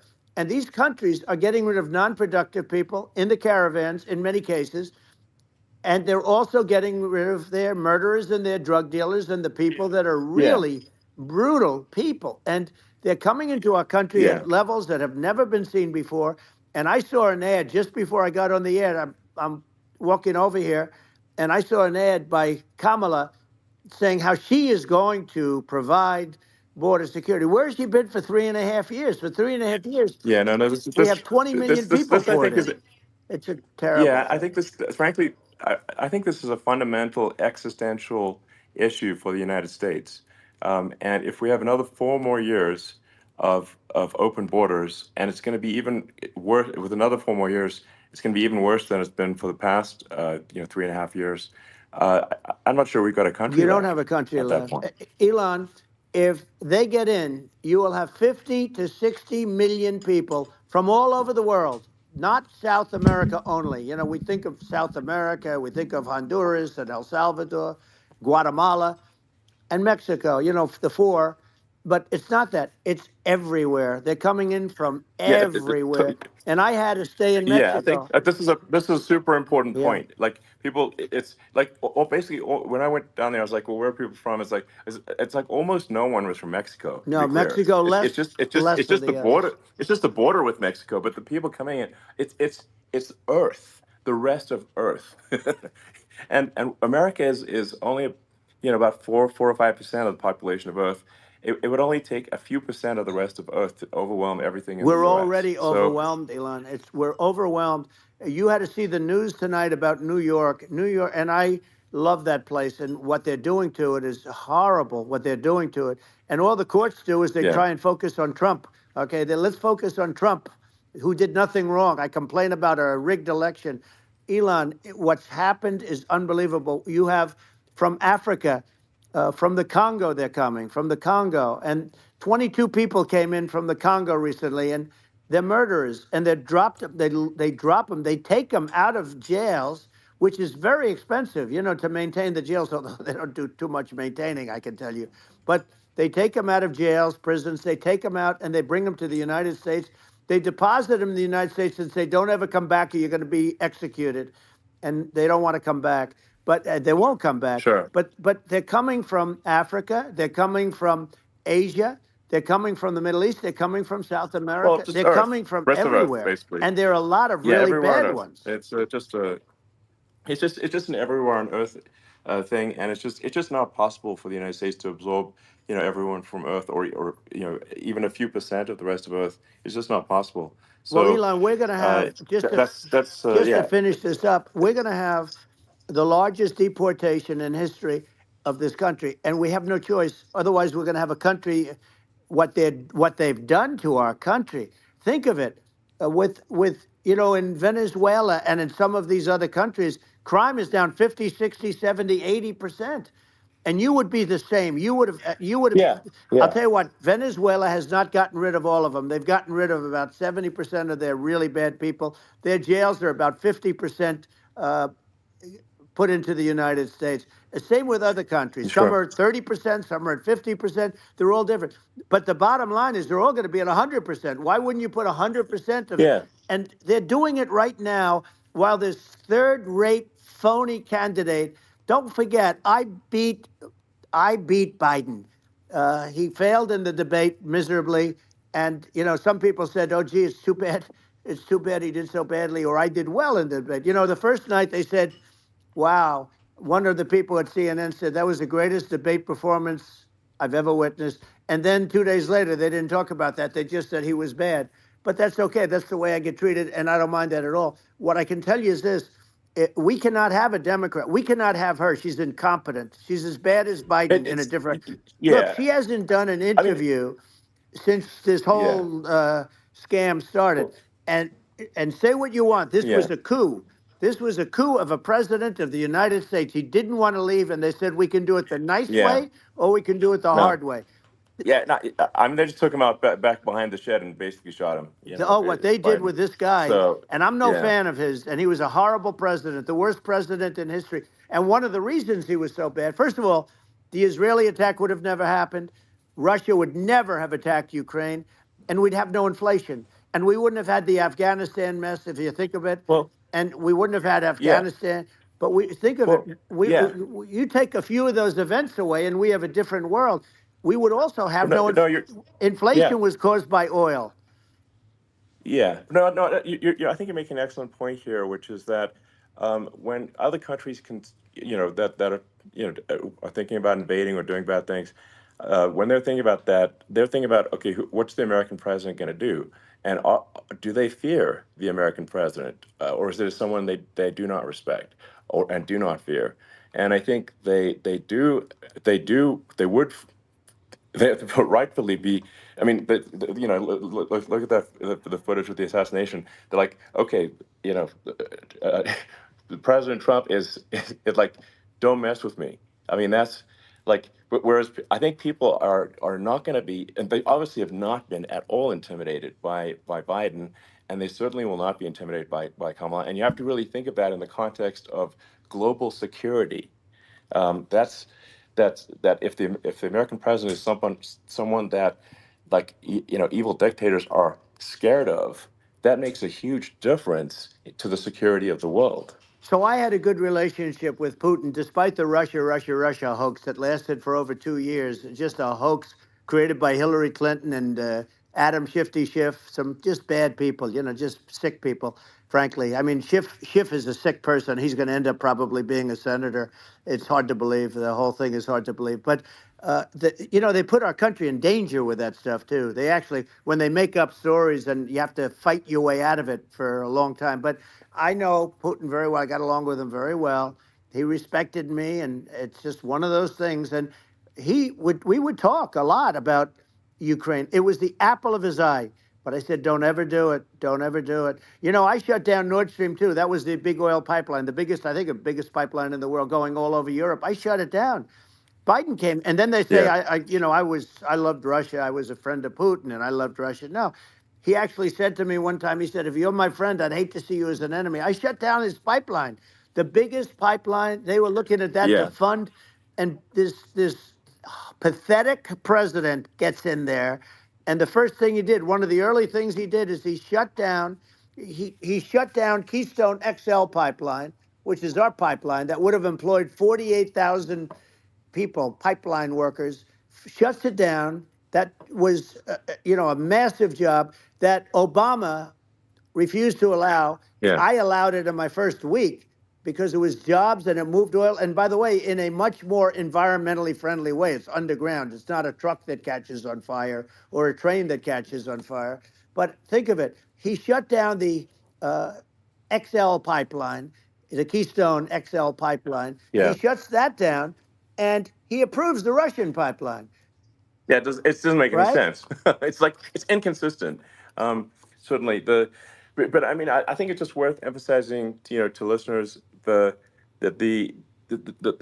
immense importance of whether the United States president is intimidating or not intimidating, and how much that matters to global security, because there's some real tough characters out there, and if they don't think the American president is tough, they will do what they want to do. I know every one of and them. that puts the Yeah. whole world in danger. Elon, I know every one It's of a them, big and I deal. know them well. I know Putin. I know President Xi. I know Kim Jong-un of North Korea. I know every one of them.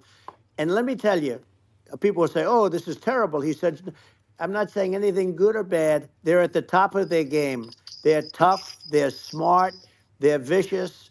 And they're going to protect their country, whether they love their country. They probably do. It's just a different form of love, but they're going to protect their country. But these are tough people at the top of their game.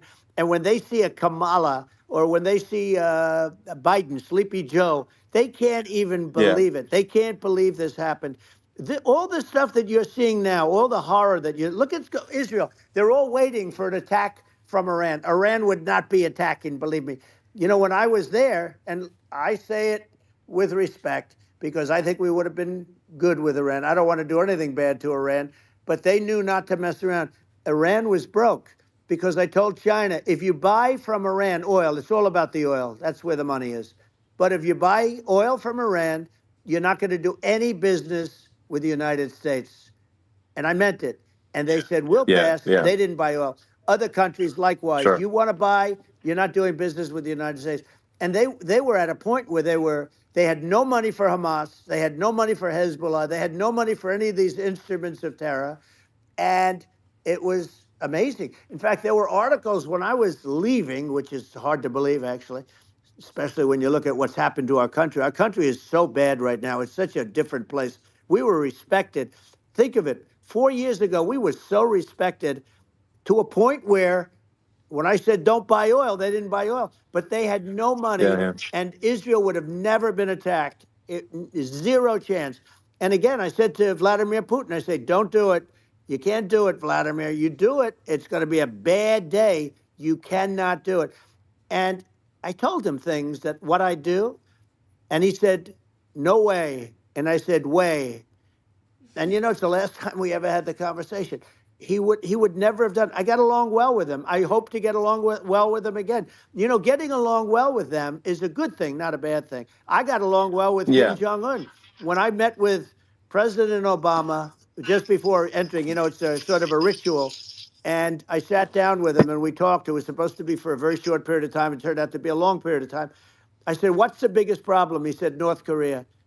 I had that problem worked out very quickly. It was nasty at the beginning with Rocket Man and, all the different things. Yeah. But all of a sudden I got a call. Those were some epic tweets, by the way. Yeah, they Those were. They were absolutely epic everything. He said that he has a red button on his desk. I said, I have a red button on my desk too, but my red button is much bigger and my red button works. And then I called him Little Rocket Man of Little Rocket Man. Anyway, here's the bottom line. All of a sudden I got a call from him. And they said they want to meet. They want to meet me. And we met, as you remember, we met in Singapore. We met also in Vietnam.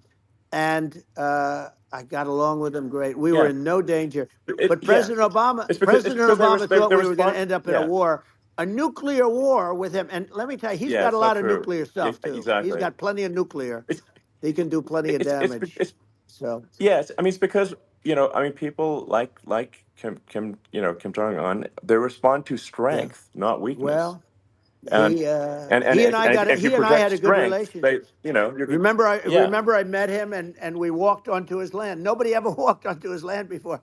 I walked onto. I wouldn't say Yeah, let's that bring was up cool. Secret Service again. I wouldn't say they were thrilled when I did that. I walked onto his land, and it was an amazing period. But we were not in danger with him because of me. I always Yeah. say that we have enemies on the outside and we have enemies on the inside. We have some really bad people in our government and people that are and controlling of the people. I mean, I'd mention names, but I really don't want to give them the credit. But we have some really bad, and I say they're more dangerous than Russia and China. If you have a smart president, a president that gets it, we are not in danger from those countries because they need us and they need our help.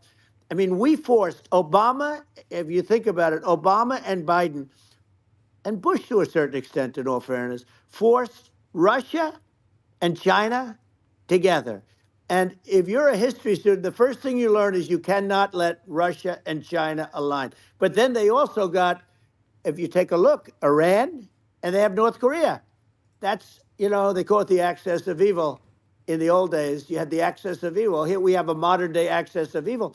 These are powerful countries, very heavy nuclear, which is the biggest threat. Yeah. The biggest threat is not global warming, where the ocean's going to rise 1/8 of an inch over the next 400 years.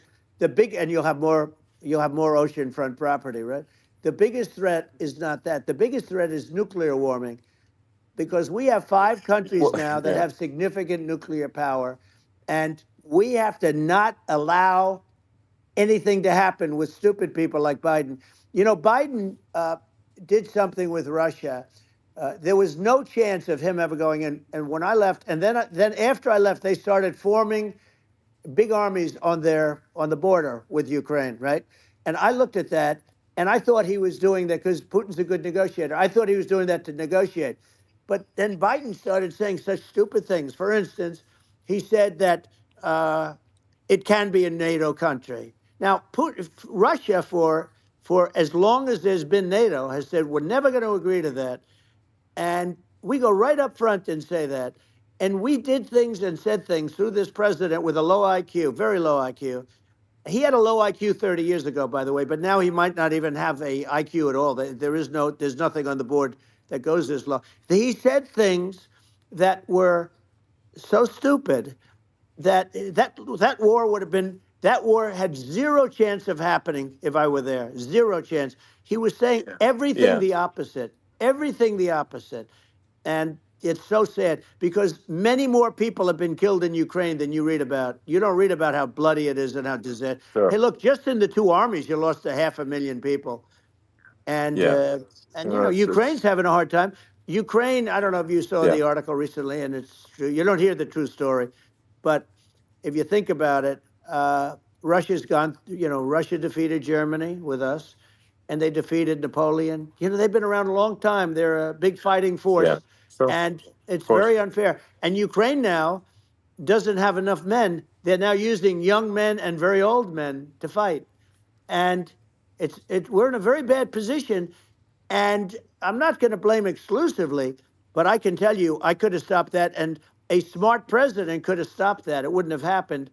But we had a man that actually made it more prevalent. It was so bad. The words that he was using, the stupid threats coming from a stupid face that he was using.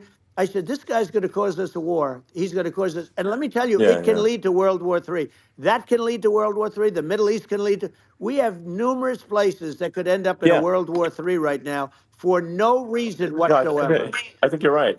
I think people underrate the risk of World War III, and it's just when you're looking at the risk of global thermonuclear warfare, it's game over for humanity, and it's something that people have, I think, after the end of the Cold War, people have become complacent about, but actually have forgotten that there are currently a lot of nuclear missiles that have targeting parameters for the United States from other 100%. countries.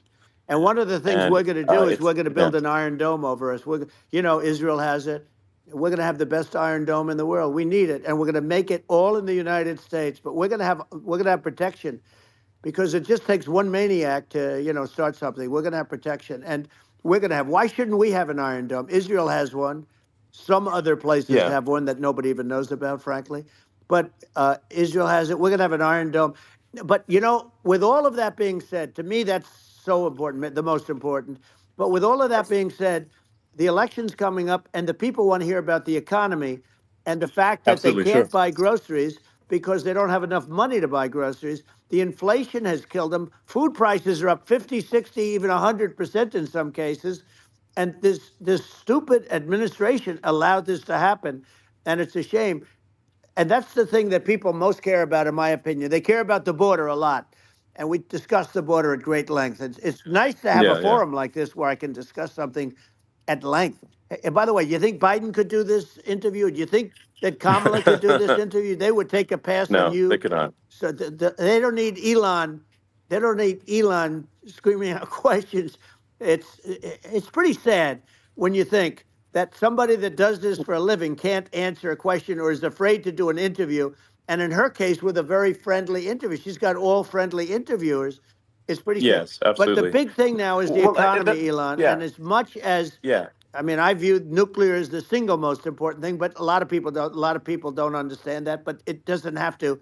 If I understand it, that's all you need. Because if I was president, you're not going to have that kind of a problem. But the thing that they really is making them angry is what Kamala and Biden have allowed to happen to the economy. It's a disaster with inflation. The inflation, it doesn't matter what you make. The inflation has eaten you alive. If you're a worker or if you're just a middle income person, you can't afford. 4 years ago, 5 years ago, people were saving a lot of money. Today, they're using all their money and borrowing money just to live. It's a horrible thing that's happening. And we'll end that quickly. Well, I think a lot of a lot of people just don't understand where inflation comes from.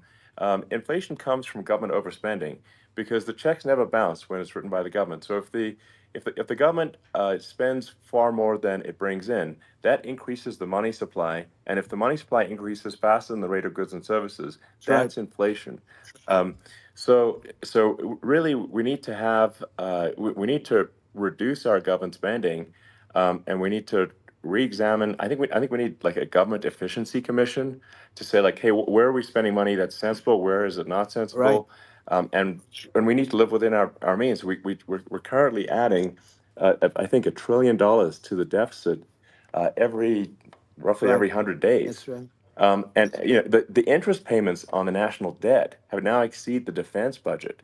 It's on the order of $1 trillion. It's interest, and it keeps growing. I rebuilt our military, largely rebuilt our military. Did a great job on it, which was so important. We had jets, we had fighters that were, and bombers that were 70 years old, and we did a great job in that. Then we gave 85 billion of it back to Afghanistan, if you can believe it. We gave them 85 billion. They're one of the largest sellers of military equipment in the world. They're selling what we gave them. That was one of the most embarrassing days in the history of our country. But if you think about, let's go back to the economy. We have to bring energy prices down. Energy started at the price of gasoline. Now your cars don't require too much gasoline, so you have a good, and you do make a great product. I have to say, I have to be honest with you. That doesn't mean everybody should have an electric car, but these are minor details. But your product is incredible. But the gasoline, Elon, is the cost of energy. Not only gasoline, it's the cost of heating your house and cooling your house. That has to come down. It's gone up 100%, 150, and 200%, and that has to come down. When that comes down, and we're going to drill, baby, drill. They stopped drilling, and then they went back to drilling because they went back to the Trump policy. But if they won the day after they get into office, this country will go out of business because they're going to go to an energy policy that's not sustainable. Wind and different things. you're not going to have anything. Yeah. And I know you're a big fan of the AI, and I have to say Yeah. that AI, and this is shocking to me, but AI requires twice the energy that the country already produces for everything. So you're going to have to build. We're going to have to build a lot of energy if our country will be competitive with China, because that's our primary competitor for this on the AI. You're Sure. going to need a lot of Well, I mean, electricity. You're going to need tremendous yeah. electricity, like almost double what we produce now for the whole country, if you can believe it. Sure. Well, just going, back to this, like this basic thing, which that people try to make it sound complicated, but it's not. But inflation is caused by government Right. overspending. Would you agree that we need to take a look at government spending Yes. and have perhaps a government efficiency commission that just tries to make the spending sensible and so the country lives within its means, just like a The person does? waste is incredible, and nobody It negotiates is. prices. You used to have a lot of people making jets, and you end up with two companies, and they'll probably try and merge at some point. I mean, I went through it, like Air Force, just a thing like Air Force One. One of the first documents they asked me to sign, a general said, "Sir, would you please sign this document?" And what is it? Air Force One. That's with Boeing, which is basically two planes, two 747s. And the price was Yeah. $5.7 billion for two planes. Now Wow. they're highly sophisticated. That's They're insane. even nicer than your plane, okay? But much more sophisticated. They're very, I won't say what's on it, but they got a lot of stuff on it. Anyway, but it's 5.7. That's a crazy It's a number. crazy number, but I said, I'm not going to pay 5.7. I'm not going to do it. I said, who made the deal? Obama and his people. I said, well, then I know the deal's no good. I'm not going to do it. And over a course of about 4 weeks, by my saying I'm not going to do it, I got the price reduced by $1.6 billion for the exact same plane, other than we had a nicer paint job, if you want to know the truth. But for the exact same plane, I saved one. And I said to Boeing, man, you guys must make a lot of money if you can reduce the price by that. But now what I do hear is that they're going back to the Biden administration and wanting big cost overruns, because they see these dopey suckers in there, and they'll end up getting some of the money back. But I shaved it by $1.6 billion for the exact same plane. And you can now take that and multiply that out times thousands of other Exactly. items. Multiply it And by a the zillion, numbers are and yeah. astronomical. I agree with you. Well, I mean, I think it would be great to just have a government efficiency commission that takes a look at these things and just ensures that the taxpayer money, the taxpayers' hard-earned money, is spent in a good way. I'd be happy to help out on such a commission. I'd love if it. it were formed. Well, you're the greatest cutter. I mean, I look at what you do. You walk in and you just say, "You want to quit?" They go on strike. I won't mention the name of the company, but they go on strike, and you say, "That's okay. You're all gone. You're all gone." So every one of you is gone, and you are the greatest. You would be very good. Oh, you would love it. But if you look at Argentina. Well, I'd be happy to Yeah, help by the way, out. congratulations. I Yeah. just looked at the number of people that are listening to you and I chat. We'll call it a chat. But Yeah. congratulations. This is very good. I mean, it's great. And you're an interesting character. The new head of a place called Argentina, and he's a big, Malay's he's awesome. he's great. And Yeah. he's a big MAGA fan, that he ran on MAGA. And he took it to an extreme too. He ran on MAGA, and I hear he's doing really a terrific job. It's called Make Argentina Great Again. It worked out perfectly. He came in, he bought a lot of hats, he brought everything, but he's doing a big job. He really cut. And I'm hearing Yeah. they're starting to do pretty well. Inflation's getting down. They had like Yes, 2,000%. They had inflation like not normal inflation. They had the real deal. But we're going to Yeah. have that pretty soon. I think we Yeah. have the worst inflation we've had in 100 years. They say it's 48 years. I don't believe it. I think we have the worst. They Yeah. don't include a lot of the items that should be included. Yeah. Well, it's just from government overspending and not spending taxpayer money Yeah. effectively, and having just like so many departments you can't even name them all, and what Malay is doing is he's cutting government spending, he's simplifying things, he's having putting in regulations that make sense, and we're Argentina overnight is experiencing a giant improvement That's right. in prosperity. But it's also a lesson for the United States, which is that Argentina used to be one of the most prosperous countries in the world. In the like in the 30s, 40s, and because of bad government policy, it ruined the country. And if you take Venezuela, for example, Venezuela should be incredibly prosperous. They have phenomenal reserves of everything, oil, everything, and it should be prosperous. But if the government's wrong, it impoverishes the people. And so I think we should not be complacent in the United States in thinking that and taking our prosperity for granted, because if with bad government policy, we can run the country into the ground. And that's just something people should bear in mind. Don't take prosperity for granted. Well, think of education. So we're ranked at the bottom of every list of the top 40. We're ranked number 40, number 38.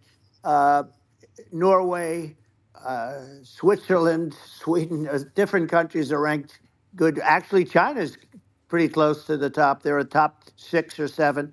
But we're ranked at the bottom, almost at the bottom, 38, 39, 40. In other words, horrible. And yet we spend more per pupil than any other country in the world. So we spend more. And what I'm going to do, one of the first acts, and this is where I need an Elon Musk. I need somebody that has a lot of strength and courage and smarts. I want to close up Department of Education, move education back to the states, where states like Iowa, where states like Idaho, not every state will do great, because states that basically aren't doing good now. You look at Gavin Newsom, the governor of California. He's terrible. He does a terrible job. So he's not going to do great with education. But of the 50, I would bet that 35 would do great, and 15 of them, or 20 of them, will be as good as Norway. Norway is considered great. You can name them. I mean, they're so good. Some of these countries are so good. But if you go into some of these really well-run states, we have states that don't know what debt is. We have states that have low taxes, no debt, everybody working. They're really well-run. Sure. And maybe they have certain advantages in terms of location, in terms of, the land or the sun and the water and the whole thing. There are a lot of advantages that some people have. But if you moved education back to the 50, you'll have some that won't do well. But they'll actually be forced to do better, because it'll be a pretty bad situation. But if you think about it, you'll have some of these states. I'll bet you'd have 30, 35 states. It'll be much better. And you know what it'll cost? Less than half what it is in Washington. And these people don't care about the students in these, faraway states. And it'd be unbelievable. Yeah. I think you're making a good point in that if the states have to if each state has to compete against other states, then people will naturally move to states where it's better. Well, like California, as we said, it's a badly run state. I could go through. I got so many friends that are in those states, even if they're Democrats. I hate to mention certain states, but Illinois is badly run with Pritzker. He's a real loser. But some of these places are just badly run. But it's almost going to force them to run better, and they won't do a good initially. But you're not going to do worse than you're doing right now. And I would say that the cost, you would cut your cost by 50 or 60%. And you'd have a little monitor. You want to make sure they're teaching English, as an example. Give us a little English, right? Sure. Right? Yeah. No, but I mean, to what? I mean, some of these governors are doing so badly. I mean, they got so many people moving out of their state. They should get U-Haul Salesman of the Year award because they're driving so much U-Haul. It's actually amazing. It's just people moving out. Isn't it amazing to you as a businessman that they can even survive? Like Illinois. So many people are leaving, and you wonder, how do they survive? I mean, how do they survive? I saw where you left California, and you moved to Texas. Texas does a great job. But, I mean, I just wonder, how do these states survive when big businesses, a big oil company just left California, as you know, and they moved to Texas. How do these big states survive when they lose so many businesses? And their taxes are already really high. The taxes are among the highest taxes. You almost wonder, how do they continue on? And in many cases, the governors don't do a good job in their crime-ridden places. You wonder, how do they continue to just go on? It's not Well, a good I think there's. situation. I mean, I think the only thing that's going to force some of these states to change is if they risk bankruptcy and they're not getting bailed out by the federal Right, government. right. Well, That's you're the going to only thing have that's going to that. get them changed. You remember the Yeah. area in California where they had that, where I guess somebody had sticky fingers and they stole a lot of money, and they went into a form of chapter, and it was very Yeah. nasty for Yeah. a period of time. But now it's probably the most popular place in all of California. So at some point, something like that may have to happen. But the problem is, you can't penalize people that loan money to the state when you have incompetent people like a Pritzker. Look, the family didn't want him in the family business, and then he ends up being governor of Illinois. So what is he going to be? Is he going to be a great governor? And you have people. I could name every one of them. I got to know every one of Yep. these, and some are very good, and some are just horrible. Well, I think I mean, the larger point here, too, as you're saying, like a lot of people are concerned about the economy, a lot of people are concerned about inflation, and inflation is effectively a tax on people that save money, Yeah. and for people that are working day to day, it's just a form of taxation. And if we can solve the government spending problem, we'll solve the inflation problem, which means people will have a better standard of living, and Yeah. that's a really big Well, the deal. people that got hurt worse are the people that did it the way they were taught to do it all through, their younger life and their young life and their whole life. The people that saved money and then they got no interest on their money and inflation destroyed them. And frankly, they were almost better off if they didn't do anything like that. I mean, those people have been absolutely decimated, and we're going to bring those people back and help those people. We've got to get the prices down. When I look at bacon costing 4 or 5 times more than it did a few years ago, Sure. when you look at some of the food products in grocery stores, people go, they can't believe it. They used to be able to buy a whole cart, and today, a lot of people just don't have the money. They go in and they can't buy anything. They look at Yeah. it's sticker I shock. think They call it yeah. sticker shock, right? I think it really just comes, like I said, I think it just comes down to really, I guess, two things, which is that if you solve government overspending, you solve inflation, which improves living Right. standards of the average person, and then if you deregulate, like have sensible regulations, so because a lot of the regulations are nonsensical and cause the cost to be extreme for no reason.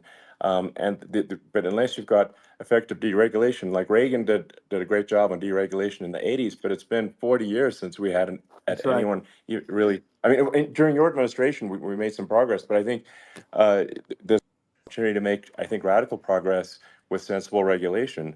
And if Well, if it was Elon, those two things, yeah, those are the big we deals. set a record. We did more deregulation and more restrictions on all of the different businesses than any other president. Remember, I had the rule for everyone we put in, you have to get rid of 10 or 12. And we did Yeah. radical cuts on all of that. And a lot of that's being put back by this administration. And we did radical cuts on things that weren't necessary. But we were all set. We had the best economy ever maybe in the world. And then what happened is COVID came in, and we had to focus on that, and nobody knew what it was. And I always say I got good marks on economy, good marks on military. We knocked out ISIS. We did so many different things. We rebuilt. But, I never got the credit that we really deserved on what we did with COVID. We never got the credit. But had that not happened, a gift from China, from Wuhan, came in from Wuhan, the Wuhan labs, and I always said it, and it turned out to be right. But had that not happened, we were set to start reducing debt. We were going to reduce taxes further. I gave the largest tax cuts, and we were going to reduce taxes still further for middle-income people, not only businesses. But we did it for businesses because they're the ones that's why we had the great job numbers. But we were set to really start reducing debt. And, we're sitting on the biggest pile of liquid gold anywhere in the world, bigger than Saudi Arabia, bigger than Russia. And we were going to drill, and we were going to make so much money. We were going to supply Europe with oil. I had stopped the Russian pipeline, and we were going to supply them with oil and gas. We were going to make a fortune. And then the COVID came in, and we really had to divert. Then what happened is when they came in, we kept a lot of businesses alive. If I didn't do what we did, we would have had a 1929 type depression. But the problem is when Biden came in, he got trillions of dollars and just started spending it stupidly. You didn't need it anymore.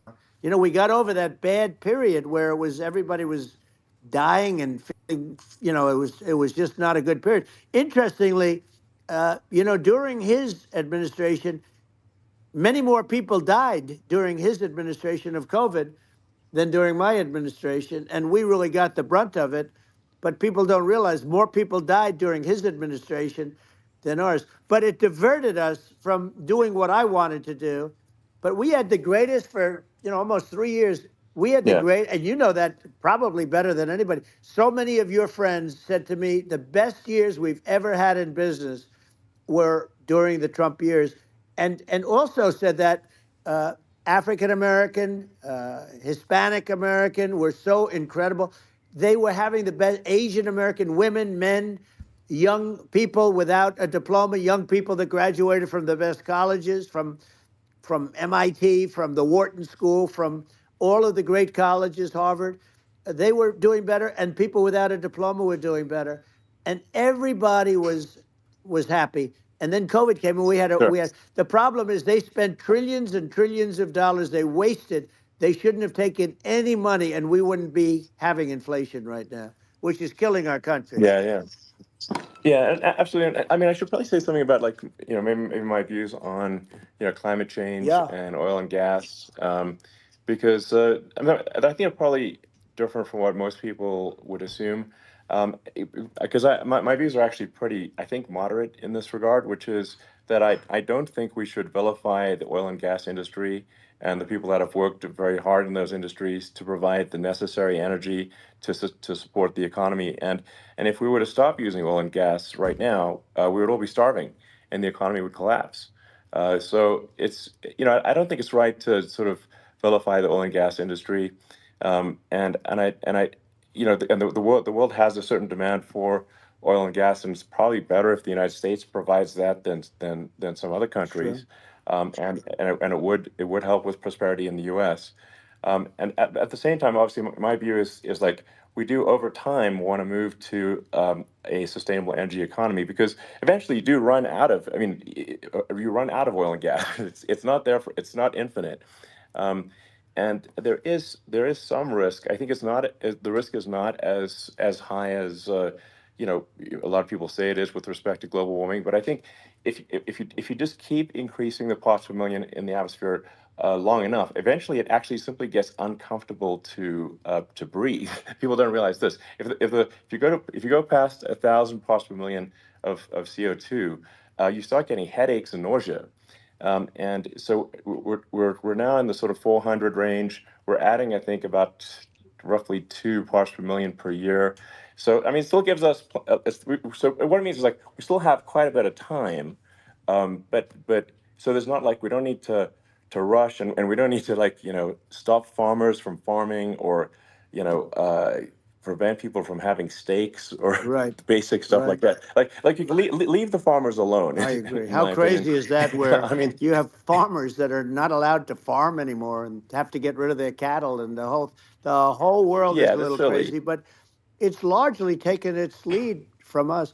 I just say though, I've heard in terms of the fossil fuel, because even to create your electric car and create the electricity needed for the electric car. Fossil fuel is what really creates that at the generating plants. And, so you sort of can't get away from it at this moment. I mean, someday you might be able to. But I do hear we have anywhere from 100 to 500 years left. Much of it hasn't even been found yet. Yeah. But there are tremendous, like Anwar. I got Anwar in Alaska approved. Ronald Reagan couldn't do it. Nobody could do it. Everybody tried. Nobody could do it. I got it approved. The first thing that Biden did was unimprove it, to get rid of it. He ended it. His secretary went in and she ended it. And what a disgrace. That's Anwar. That's bigger, or they think it could be bigger than Saudi Arabia in Alaska. Could be bigger than Saudi Arabia. But they went in and they terminated it. And I'll get it going very quickly, because not only is it big for Alaska, I mean, you talk about economic development, that for the United States, I mean, that is, they say bigger than Saudi Arabia or the same size, and pure, Yeah. really good stuff. And, they end it. So I think we have, perhaps hundreds of years left. Nobody really knows. But during that I mean, time, my something will estimate, come around that will be yeah, very good. yeah. Yeah. Well, I mean, my estimate would be, a little more aggressive than that, but it's not the sort of like we're all going to die in 5 years stuff. That's obviously BS. Um, but I mean, my view is like if you just look at sort of the parts per million that increments every year, you get sort of 2 or 3 parts per million every year of CO2. Uh, I mean, I think some of that it's problematic if it accelerates, if you start going from 2 or 3 Right. to say 5, and then there may be some situations where you get just a step change increase in the CO2, and I think we don't want to get too close to 1,000 ppm, because like that's actually makes it uncomfortable to breathe. Like just existing in 1,000 ppm CO2 is uncomfortable. That's like that's considered like an industrial hazard. Right. Just so it's that's actually, you start getting headaches and stuff. So it's even without global warming, it's not comfortable to look at. So you don't want to get too close to that. But I mean, I think I think we want to just move over, and like, and if I don't know, 50 to 100 years from now, we're I don't know, mostly sustainable, I think that'll probably be okay. So it's not like the house is on fire immediately, but I think it is something we need to move towards. And on balance, it's probably better to move there faster than slower. But like I said, without vilifying the oil and gas industry, and without causing hardship in the short term, I think this can be done. Without, people can still have, a stake, and they can still drive gasoline Sure. cars, and it's okay. It's like, it's not. I don't think we should vilify people for it, but I think we should just generally lean in the direction of sustainability. And I actually think solar is going to be a majority of Earth's energy generation in the future, and it's certainly trending that way. And so you get the solar power, combine that with batteries, so because obviously the sun doesn't shine at night, and then you use that to charge the electric cars, and you have a long-term sustainable solution. And that's what Tesla's trying to move things towards, and I think we've made a lot of progress in that regard. But when you look at our cars, we don't believe that environmentalism, that caring about the environment should mean that you have to suffer. So we make sure that our cars are beautiful, that they drive well, that they're fast, they're sexy. I mean, they're cool. In fact, literally, I mean, this sexy joke, Model S, Model 3, Model X, and Y spells out sexy. It's probably the most expensive joke out there. But I don't know, I like cheesy humor, So, but I'm a big fan of, like, let's have an inspiring future, and let's work towards a better future, and we can do so without demonizing Right. people. I'm okay. It's very interesting. You use the word global warming, and today they use the word climate change because, you have some places that go up, and so they were getting themselves in a little trouble with the word global warming, because not every place is warming. Some places are going the opposite direction. But, I'm sort of waiting for you to come up with solar panels on the roofs of your cars and on the trunks of the cars. And it just seems like something that at some point you will come up with. I'm sure you'll be the first. But it would seem that a solar panel on the roofs, on flat surfaces, on certain surfaces might be good. Yeah. At least in certain areas of the country where you have the world, Sure. where you have the sun. But I would think, and I have no idea because that's not my world, but I would think that this would be something that would be interesting. But the one thing that I don't understand is that people talk about global warming or they talk about climate change, but they never talk about nuclear warming. And to me, Sure. that's an immediate problem, because you have, as I said, 5 countries where you have major nuclear, and probably some others are getting there, and that's very dangerous. That's where you need a strong American president, because you don't want to have this proliferation. But you have 5 countries and getting more. China is much less than us right now, but they're going to catch us sooner than people think. They're way lower. Russia and us are number one, and I mean, we're sort of tied. And China is far behind, but they're developing at a level that, you're not surprised to hear, very fast. They'll end up catching up, maybe even surpassing. But to me, the biggest problem is not climate change. It's not, and everything's, a problem, but it's degrees. To me, the big problem is the nuclear power. The power of nuclear is so great. And when I talk about I'll prevent World War III, I will. But the truth is that you have to, because this is no longer army tanks going back and forth and shooting at each other. This is a level of destruction and power that nobody's ever seen before. Yeah, and actually, there's the bad side of nuclear, which is a nuclear war, very bad side. But there's also, I think, nuclear electricity generation is underrated. You're right. And it's actually, people have this fear of nuclear electricity generation, but it's actually one of the safest forms of electricity generation. It's just a huge misunderstanding. And if you look at the injuries and deaths, caused by, say, I mean, I'm not going to try to pick on coal mining, but just any kind of mining operation. And there's a certain number of injuries and deaths per year. And you compare that to nuclear. Nuclear is actually way better. So it's underrated as an electricity source, and I think it's something that's worth reconsidering. But there's so much regulation that people can't get it done. So that, maybe they'll have to change the name. The name is it's a rough name. There are some areas like when you see what happened in bad branding. Right, we'll have to rebrand it. We'll have to give it a good name. We'll name it after you or something. No, it has a branding problem. When you see what happened, it does have a branding problem. When you see what happened in Japan, where they say you won't be able to go on the land for about 3,000 years. Did you ever see that? And in Russia, where they had the problem, where they there's a lot of bad things happened, and they have a problem. And they say that in 2,000 years, people will start to occupy the land again. You realize it's pretty bad. No, that's not true. But you're right about it. It's amazing. It's actually not that bad. So like after Fukushima happened in Japan, like people were asking me in California, are we worried about like a nuclear cloud coming from Japan? I'm like, no, that's crazy. It's actually not even dangerous in Fukushima. I actually flew there and ate locally grown vegetables on TV to prove it.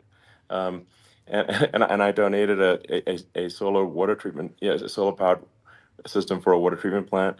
And but you haven't been feeling so well lately, and I'm worried about it. No, but I mean, I'm only kidding. It's fine, It's like Hiroshima and Nagasaki were bombed, but now they're like full cities again. So it's really not something that That's right. So it's not as scary as people think, basically. But let's see. I mean, are there some other topics we should touch on? Like lawfare. I think we need to be concerned about what they've done to this country. Obviously. Yeah. Well, we just won the big case in Florida. This was a Biden administration did something that's never been done in this country, and that's go after their political opponent, me, with this nonsense and just nonsense. And the big case in Florida we won, but they always pick a judge and a jury, and they use the local DAs, they use the local attorney generals, like Fani, Fani, spelled Fani, Fani, and it's all a big hoax, and it's all run from there, like in Manhattan. One of the top people from the Justice Department went in, ran Manhattan, ran the state. The Letitia James deal was run by a person from the Department of Justice, Biden.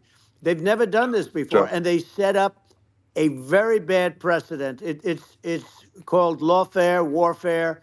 It's a terrible thing, and never happened in our country. It does happen in banana republics and third world countries, but it's never happened. And the incredible thing is it actually drove my numbers up because people see, fortunately I have a platform like you, or, in all fairness, like a conversation like this, where I can talk about it and people understand. I mean, you fight for election integrity and you end up getting indicted because you're fighting for election integrity.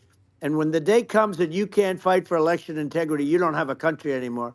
So what happens is they went after their political opponent, me. Now Biden's, close to vegetable stage, in my opinion. Okay, I looked at him today on the beach. And I said, why would anybody allow him? The guy could barely walk. Why would anybody allow him? Does he have a political advisor that thinks this looks good?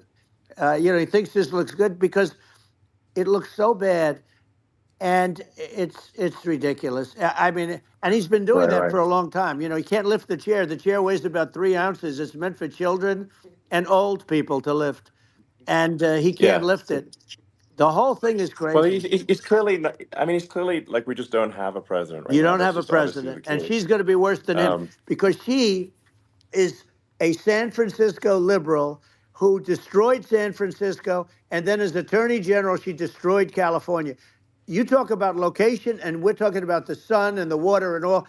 There's nothing better than California. She has destroyed that. She was the original DA. She was the original in San Francisco. She was the original Attorney General in California. What she has done to California is, well, you know better than I do. You just left California for a lot of those reasons.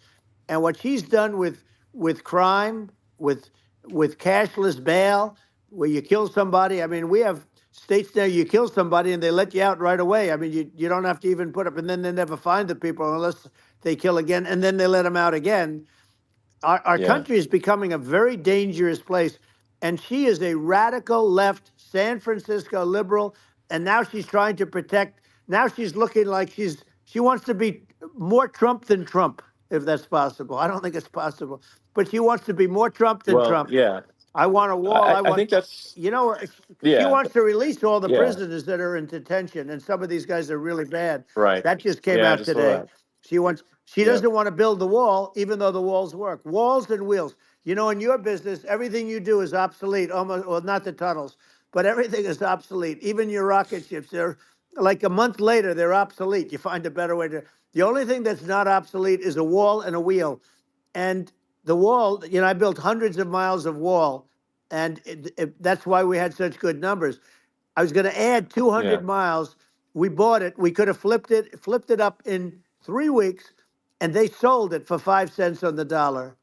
That meant, I said, wow, that means that they actually do want to have open borders. She wants to have open borders, and now she's going like she's tough on the border. It's such a lie. Yeah, this is simply not true. This is simply not true. No, and everybody knows it's simply not true. It's a disgrace that she can say it. No, I mean, obviously, what's happening sort of overnight is they're rewriting history and making Kamala sound like a moderate when in fact she is far left, like far left. Worse than Bernie Sanders. She is considered more liberal by far than Bernie Sanders. She's a radical left lunatic, and if she's going to be our president, very quickly, you're not going to have a country anymore. And she'll go back to all of the things that she believes in. She believes in defunding the police. She believes in no fracking, zero. Now all of a sudden she's saying, no, I really want to see fracking. If they got in, the day she got in, she'll end fracking. And by the way, if people didn't think that, the lunatics that really believe in that, they won't vote for her. Like the Palestinians and Israel. She is so anti-Israel, and she's bad for both. Biden actually did something that was impossible. Both sides hate him, both sides. That was a hard thing to do, unification. Yeah, no. I mean, Netanyahu came to give a talk to a joint Senate and House sitting, and I was there, and Kamala stood him up. What does that say? I think it's highly disrespectful. And I say, if you're a Jewish person or if you believe in Israel, if you're a person that, is very pro-Israel, if you vote for her, it's worse than Biden. And Biden was bad. But if you vote for her, you ought to have your head examined. And you see tonight, I mean, as we're doing this, I'm seeing reports coming that they expect an attack tonight or tomorrow from hundreds and maybe thousands of rockets. Their Iron Dome, as they call it, as we all call it, but their shield that they built, that can be swamped. We'll use a term that's appropriate, swamped. But they swamp it by shooting enough missiles. You know this better than anybody. By shooting enough missiles, they can't defend themselves. They just obliterate the whole place. And that's what some people think they're looking to do. And we have no leadership. There's no respect for the United States of America with these people. And I'm telling you, Yeah. she'll be worse than him because she's a believer Yeah. No, in I being think you're right. radical left, and he wasn't. I think you're right. I mean, you really, it's important for the public that may be listening to this to look at Kamala's track record, before the last month, and say, is that a track record you agree with? And I think if you're an independent moderate, you definitely would not agree with it, because it is her behavior has been far left, and we're seeing just an overnight propaganda attempt to rewrite history and make it sound like Kamala's moderate when she in fact is not moderate. Well, her So I her think that, running mate approved, signed into legislation, tampons in boys' bathrooms. Okay, now yeah, that's yeah, all that's I have weird. to hear. Tampons in That's boys' weird. bathrooms, and that means she Yeah, believes in that too. I mean, yeah, that's she not picked okay. this guy because he was the closest to her. A lot of people thought she'd pick sort of the opposite, but she picked an anti-Israel radical left person. But she is far worse, they say, than Bernie Sanders. If we have her as a president, if we have a Democrat at this moment as the president, I don't think our country can survive. I think it's a massive. I think we're in massive trouble, frankly, with the Kamala administration, and that's my honest opinion. And I think really it's essential that you win for the good of the country for this election, and I mean I'm just stating my opinion. Now you may have seen this, but I got a letter from the EU Commission saying to not have disinformation on during this discussion that we're having, and there's a lot of attempts to do censorship and to force censorship even on Americans from other countries, and what do you think about that? Well, I know the European Union very well. They take great advantage of the United States in trade, as you know. We, through a different forum, NATO, we protect them. And yet, if you build a car in the United States, you can't sell it in Europe. You just can't sell it. It's impossible. The same thing with our farmers. Our farmers find it very difficult to do business. We have a deficit with them of $250 billion, which people don't know. It sounds so nice, the European Union, but let me tell you, they're not as tough as China, but they're bad. And I let them know it. And that's probably why they notified you. No, they don't treat our country well. We defend them, with Ukraine. So we're in for 250 billion, and they're in for about 71 billion, and they have the same size. If you add up the European nations that in terms of an economy, it's about the same size. Wouldn't you say as us? And they're in, Yeah, and they're in much greater risk. They're right there. We have an ocean separating us from, in this case, the enemy would be Russia. Used to be for the yeah, Soviet Union, but let's assume they're close enough. And what happens is they're in for 70 something million. I think even less than that, billion, and we're in for about 250 billion, and it could be a lot higher than that. And I say, why aren't you going to equalize? Why aren't they paying what we're paying? And they're in much more, it's much more important for them because of the fact that, they're right near there. I mean, they're all sort of in that location. We're not. But yeah, they should, and I did it with NATO. There were only 7 countries that were paid up in NATO out of 28 at the time. And the United States yeah, was yeah, the United States was subsidizing NATO, tremendously subsidizing NATO. And I went yeah, in and I said, you yeah, got to pay up. If you don't pay up, we're not going to defend you any longer. I took a lot of heat, but you know what happened? Billions and billions of dollars came flowing in, and yeah. I think a lot of the public isn't aware of the fact that the United States pays a disproportionate share of the NATO expenses, and then we get even though taken advantage of on trade. So think yeah, about it. well, I mean, the point of NATO is defending Europe, and it's it's like, then okay, well, why is the United States paying disproportionately more to defend Europe than Europe? That doesn't make sense. That's unfair, and that is an appropriate thing to address. Well, Um, when you talk about so cost cutting and savings and everything else, I mean, honestly, look, there's nobody that feels worse about the Ukraine situation than I do because I know it would have never happened. I know Zelensky. He was very honorable to me because when they went with the Russia hoax and they said I had a phone call with him, he said it was a perfect phone call. It was a great phone call. He could have grandstanded and, said, oh, he was very threatening. He said, no, it was a very nice phone call.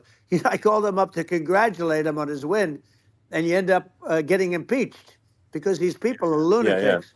I was talking about the difference from the people within and the enemies on the outside. In many cases, the people from within are more dangerous for our country than the Russias and the Chinas. If you have a smart president, you're not going to have a problem with them. You're going to do things. Yeah. Now, they've taken advantage of us Absolutely. incredibly, but you're going to do things with the right person.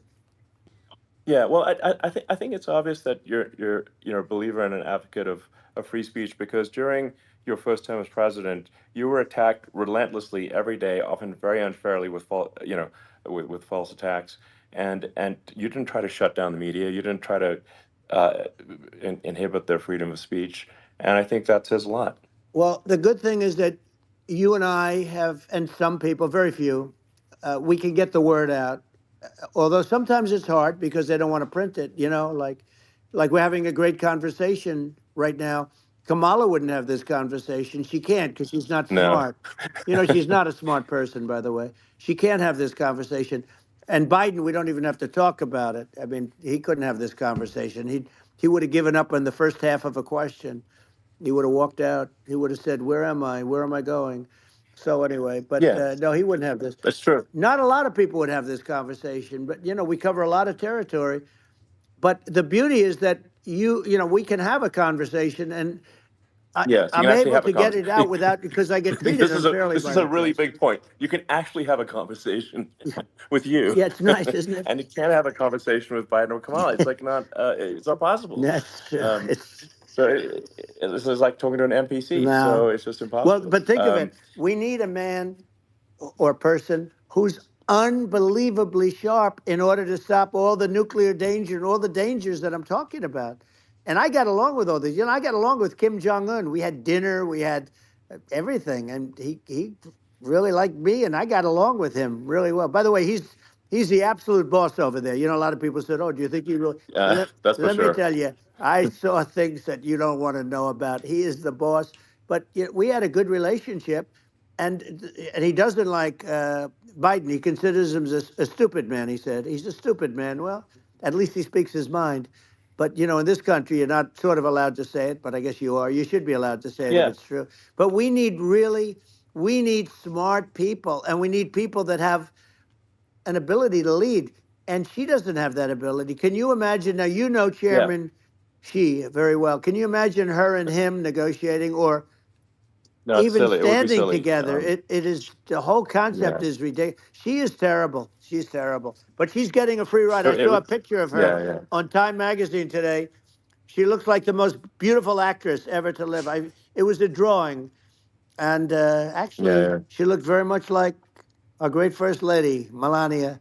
She didn't look like Camilla. That's right. But of course, she's a beautiful woman. So we'll leave it at that, right? Yeah, well, maybe I think part of what people in America want to feel excited and inspired about the future. They want to feel like the future is going to be better than the past, and that America is going to do things that are greater than we've done in the past, reach new heights that make you proud to be an American, and excited about the future. They want the American dream back. They want the American dream back. More important than anything else. It's like you don't have that today because the people, they've been just sucked. They see incompetent people running our, the Biden thing is very interesting. People just found him to be incompetent. And when I debated him, I was like, is this for real?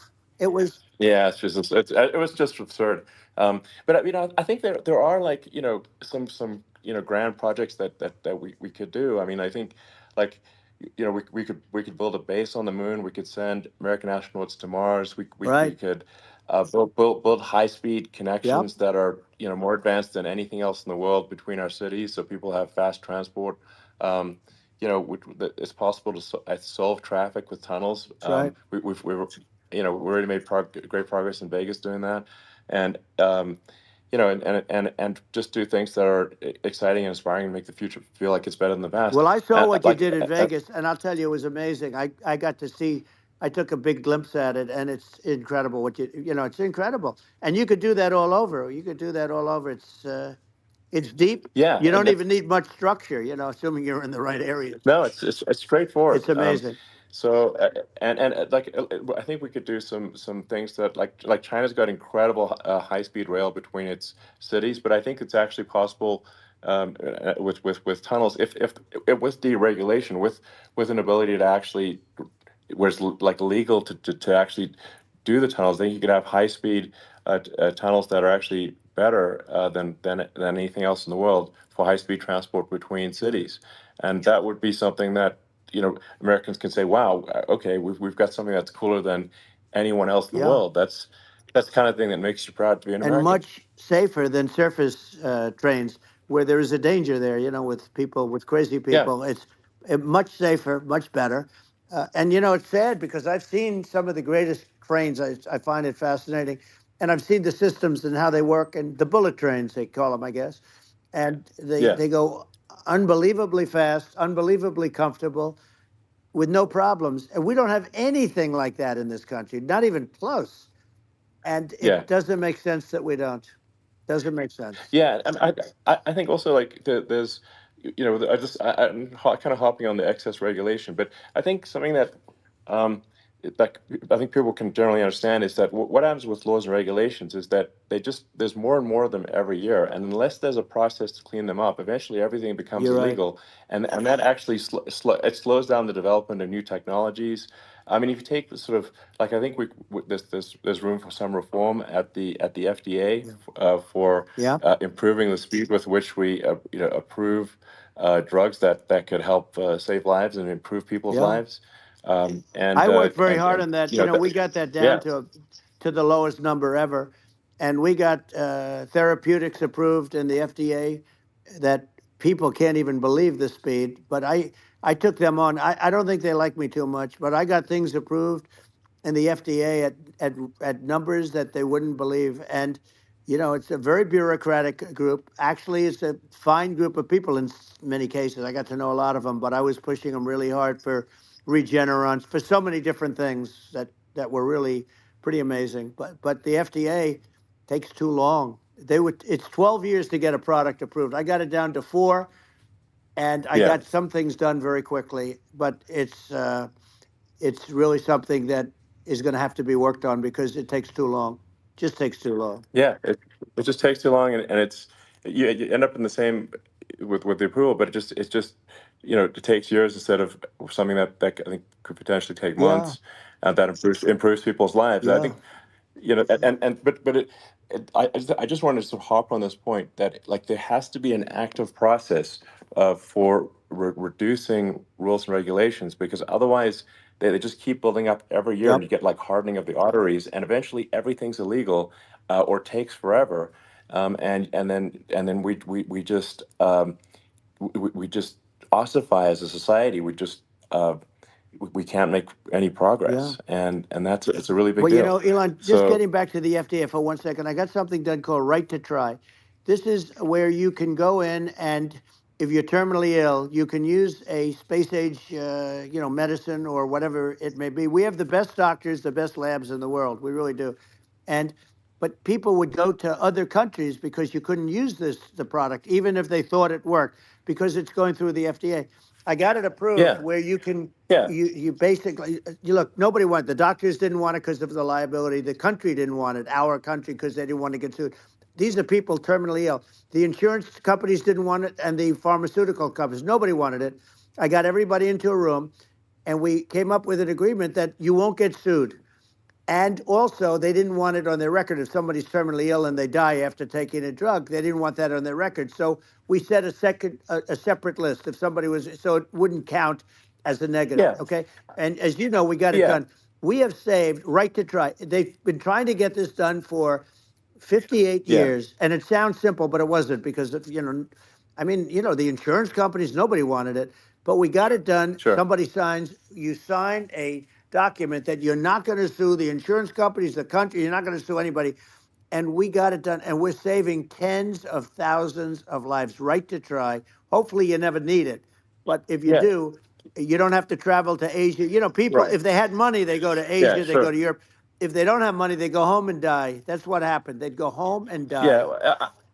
Well, I mean, and actually, to give Europe some props here, it's like if a drug is approved in Europe, which has a crazy amount of regulations, it should obviously be approved in the U.S. Yeah. I mean, they get more regulations than we do. So why would a drug be approved in Europe and not in the U.S.? That's crazy. Well, we did it. We did something that really, they've been trying to do it for 50 years, and they just couldn't get it done, and I got it done. And it's really something. But you're right. Some people go to Europe because a drug isn't approved here, but it's approved in Europe, and it's a drug that, generally speaking, would Yeah. work. It's pretty crazy. Absolutely. You're right. And I think so long as people are properly informed of the pros and cons and like these are the risks, this is the risk, and like you make your own decision. That makes sense. Well, I think just, you know, in sort of closing up, and by the way, I'm looking at the numbers. You got a lot of people listening. I hope you don't get nervous because you got a lot of people listening to you right now, like 60 million or something. What is that number? It's crazy. It's amazing how you can see that right away. How many? What is the number? Wow. What is it? Well, Wow. I think in terms of people that's bigger than you said. You said 25, and you're much more than double that number, 25 million. I think you're going to be 60 or 70, and I guess over a period of time. Hey, I congratulate you. Do I get paid for this or not? Well, I think actually in terms of the number of people that will hear this conversation over the next few days to weeks, it's going to be hundreds. That's what they say. Yeah, that's good. Well, look, it's an honor. I just asked this: are you better off now, or were you better off when I was president? Nobody's better off now. People, we put out polls on that, and nobody's better off now. Inflation has killed it, and they also feel very unsafe. You look at what's going on with a lot of different things. You look at the riots we had at the colleges over. I mean, it's ridiculous, but all of the riots, they just feel unsafe. And now they really feel unsafe because you have a new form of crime. It's called migrant crime. I call it Biden migrant crime. Maybe I'll call it Kamala migrant crime. But I mean, with all these things, I always try to get to the ground truth by just asking people. And my mom lives in New York, and I was like, Mom, have any of your friends, been attacked or assaulted? And she said, yeah, 3 of her friends in 3 separate incidents were assaulted just in recent months, just walking around the streets of New York. And I said, well, what happened to the people that assaulted them? Oh, nothing. They got away. Like, and they just know they always get away. Nothing's going. And they don't even bother reporting it because they know that they're not going to, people are not going to get prosecuted. They just let violent criminals out in New York. The only one that gets prosecuted is Donald Trump. They prosecute Trump. Yeah, I mean it's just obviously messed up. Oh, it's terrible. If violent criminals are getting off scot-free, and meanwhile the New York spending massive resources prosecuting you. And it's like, what's this, and I think the sort of sensible public looks at this and says, what the heck's going on here? This is obviously abuse of the legal system. The legal system is supposed to be protecting the public from violent criminals, and it should be obviously allowing the public to make their own decision about who should be president, as opposed to, some, legal case. Once they start this precedent, because this can go on with the next one. I mean, this is a very bad precedent, what they're doing in terms of, going after their political opponent. And that's all it is. It's going after their political opponent. And then you get a judge who's, a strong Democrat. And I'm being nice when I say that, in many cases, crooked as hell. But you get a judge and you go into an area where a Republican gets 3 or 4% of the vote. And, you'll have a jury pool with people that hate Republicans or hate. It could also be the other way, though, because it could start the other way in areas where they hate Democrats. And you get into a Pandora's box. It's a very dangerous thing for this country, and a very dangerous thing even for the state. New York City is losing. New York City and state lose a lot of business over what they did to me, because these people say, we don't want that to happen to us. That's no justice system. You have an unfair system of Yes. justice, and it's costing New York State a tremendous amount of money. People are leaving and companies are leaving, and they won't come back. So, all of that stuff is important. But the economy now is the big thing, and we can turn that economy up so fast, and people are going to be back again. We're going to get rid of Yeah, inflation. I think there's a lot of opportunity. Right. Absolutely. Absolutely. So And I just I, want th- to I I want to think congratulate you. You've done an amazing job. You have definitely got a fertile mind. We can talk. You and I can talk about rockets it's and kind of you to say thank you. tunnels. We can talk about tunnels and rockets and electric cars. So many things. And now you're into the AI, and that's going to be another beauty, I'll say. So Yeah. it's an amazing thing you've done, Elon. It's an amazing thing, and I Well, congratulate you. I mean, thank you. And well, I mean, I just say here, here's to an exciting, inspiring future that people can look forward to and be optimistic and excited about what happens next. And that's the kind of future that I think you will bring as president, and that's why I endorse you. Well, I appreciate that. That endorsement meant a lot to me. Not all endorsements mean that much, to be honest. Your endorsement meant a lot. And, we have a phrase, make America great again. It's pretty simple, but it really says that we want to make America great again. And we can do it. We can do it now. But if we were going to suffer another 4 years like we've suffered for the last 4 years, I'm not sure the country can ever come back. That's how bad it is. It's so bad. We have to do a lot I of think that's a things. very real Yeah, risk. it's a big That's a risk. very real risk. Yeah. And it's, I'd just like to note to people listening, like I've not been very political before, and if you look at my record, I've actually been. I'm not like sometimes they try to paint me as like a far right guy, which is absurd because I'm like making electric vehicles and solar and batteries helping with the environment, and I actually I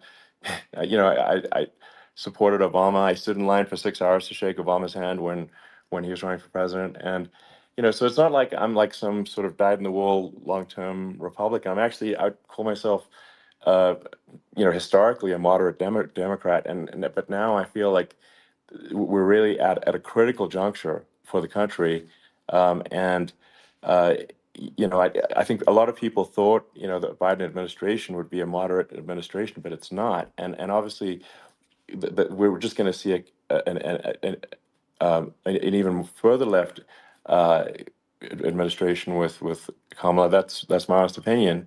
I mean, her dad is literally. I mean, she was brought up as an actual. Her dad is a Marxist economist. You can Google it. I mean, it's not a. We're not making this up. That's how she was brought up. So, and we want to have a future that is prosperous. And I think we're just at this critical juncture, and I think this is a case of the America is going to at a fork in the road, and True. and I think it will take if the path to, like you are the path to prosperity, and I think Kamala is the opposite. Then that's my honest opinion. I'm gonna get attacked like crazy, and I've also experienced quite a bit of lawfare myself, but I'm just trying to tell people my honest opinion, and I haven't been really active in politics before. And I'm just trying to point out that my track record historically has been moderate, if not moderate, slightly left. And so this is to people out there who are in the moderate camp to say, I think you should support Donald Trump for president. And I think it's actually a very important junction in the road, and we're in deep trouble if it goes the other way. Well, I want to thank you. And, I actually always did think of you as somewhat left. I must say that. So it's Yeah. even more of an Well, honor to have yeah. your endorsement. I know how strong you feel about it. But, when you think of her, San Francisco, 15 years ago, I had a great friend, Bob Tish. He said it's the greatest city in America. And now it's almost not livable there. And California likewise. And she was involved in the destruction of San Francisco and the destruction of California. And she will be involved in the destruction of our country if people are so unwise as to elect her. And I hope that doesn't happen. And I hope the elections are going to be run honestly. And we're going to turn this country around. We're going to do things and we can do it fairly quickly. And we have to get rid of the criminals that have been, given to us by other countries as they laugh. They laugh at us. They think we're stupid to accept these people. These are radical, stone cold killers in many cases and terrorists. and they're in our country by the hundreds of thousands. Yeah, And we have to take yeah, them out. yeah. I mean, if I could summarize it, perhaps, I think these are issues that I think most people in America would agree with, which is that we want safe and clean cities, we want secure borders, we want sensible government spending, we want to restore both the perception and reality of respect in the judicial system, just, stop the lawfare, and I think that's like, and how are those even right wing positions? I think those are that's just common sense, and that's I mean, would you agree with that? 100%. I don't understand, the whole, they call it progressive. They don't like the word liberal anymore, but call it liberal or progressive. I don't understand how somebody could say that it's okay for them to empty prisons into our country. And again, I told you their crime rates Definitely all not over the world okay. are going way down, which makes sense. In fact, the next time what we'll do is if something happens with this election, which would be a horror show, we'll meet the next time in Venezuela because it'll be a far safer place to meet than our country. Okay, so we'll go, you and I will go and we'll have a meeting and dinner in Venezuela because that's what's happening. Their crime rate's coming down and our crime rate's going through the roof. And it's so simple. And you haven't seen anything yet because these people have come into our country and they're just getting acclimated. And they don't know about being politically correct law enforcement or lack of law enforcement.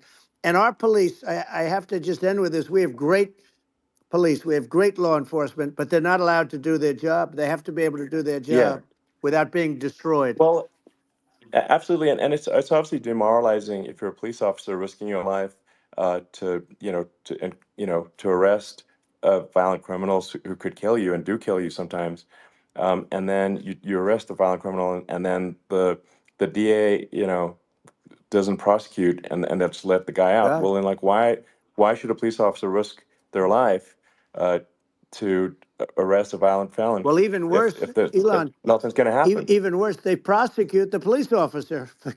They go after it and they prosecute the police officer and they take away his pension. They take away his Yeah. job. He loses his family. He loses his house. Well, I thought it was very telling, like incredibly telling, that when there was that case where sort of a gang of thugs beat up police officers. I think it was in Times Yep. Square in New York, and then nothing happened to those guys. They were let out, zero bail, and I think a bunch of them were given free tickets to California. Well, what is I mean, that is a gross indignity against the United States, and that's how, I mean, this is insane. Like, have we lost all pride?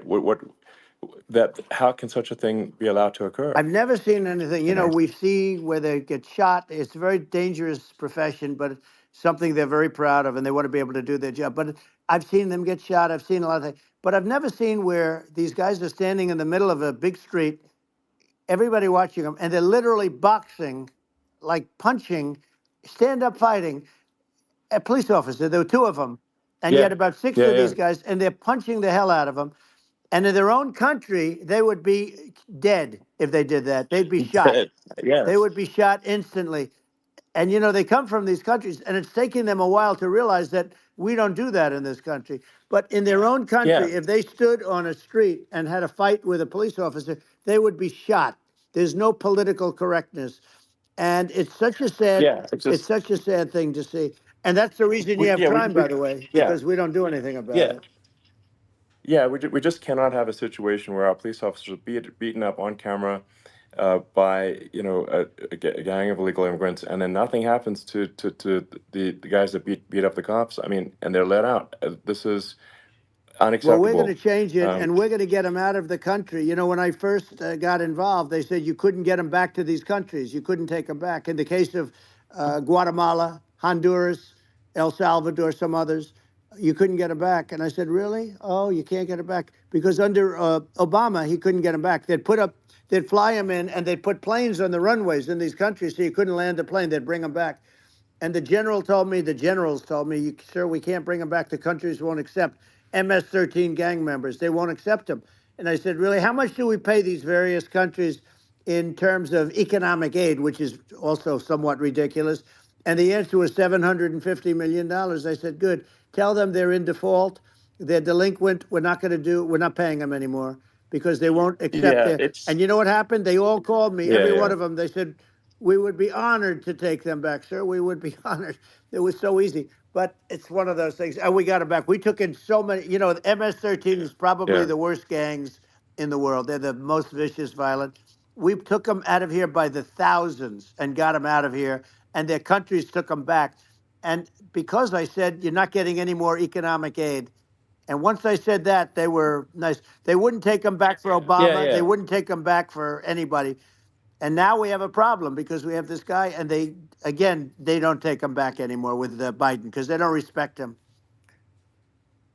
Yeah, yeah. It's just gotta be done. We just can't have whether they're citizens or not citizens. We can't have because they won't prosecute citizens either. Not just illegals. So if it's you can't have violent repeat violent offenders that are not that don't get incarcerated. That's right. Because they will obviously by definition continue to hurt people. And I think where part of this comes from is that there's and I do sort of consider myself liberal in some ways. I mean, it's just that you want to have empathy for Right. people. Obviously, you want to have empathy for people. I totally agree with that. You want to have empathy, but you also have to have empathy for the victims of the criminals. And if you just have empathy for the criminals, it's actually shallow empathy. It's not real. You're not thinking. You have one layer deep empathy. You got to say like, what if you don't incarcerate this person? Who are they going to hurt? Who are they might kill someone. They might rape someone. If you don't incarcerate them, you have to have empathy for the victims. And there's a lack of empathy for the victims of the criminals, and too much empathy for the criminals. It doesn't make sense. That's why you want to have deep empathy for society as a whole, not shallow empathy for criminals. Right. And we have to give our police officers the dignity and the respect that they deserve. And we have to let them do their job. They can do a great job, but we have to let them do their job. And if we don't do that, it's going to all disappear. There's never been a society like this where you're allowed to do anything you want and nothing happens. And I'm talking about violent crime. And it's going to get more violent because these are really, really violent people. And we're going to get them out of our country, and we're going to get them back to because they were sent here by the presidents and by the various people that run those countries. And I know every one of those guys. And they're smart people, and they're streetwise people. And they really think that the USA is stupid. They think we're run by stupid people, and they happen to be right. But when I was there, we had no problem. We got them out. We took out thousands of MS-13 gang members. We brought them back. And now, again, it's the same old story. We don't do it. And they actually gave them a big increase in aid. They raised it up to billions of dollars, and they get nothing for it. So, I hope everybody's going to vote for Trump, and we're going to get this country straight. Yeah. And I didn't need this. I didn't need this. I had a very nice life. I didn't need to go through court systems and go through all the other stuff and run at the same time. I have to run. I have to go through fake trials with, in some cases, corrupt judges, totally corrupt judges. I didn't need it. I had a nice life. I have great locations. I have beautiful oceans that I have places. But I felt it was important. And if I had to do it over again, you probably think I'm crazy for doing it, actually. But if I had to do it over again, I would have done it over again, because this is so much more important than me or my life. We're going to save this country. This country is going down. And these people are bad people that we're running against, and they're liars. They make statements. They do things that are so bad.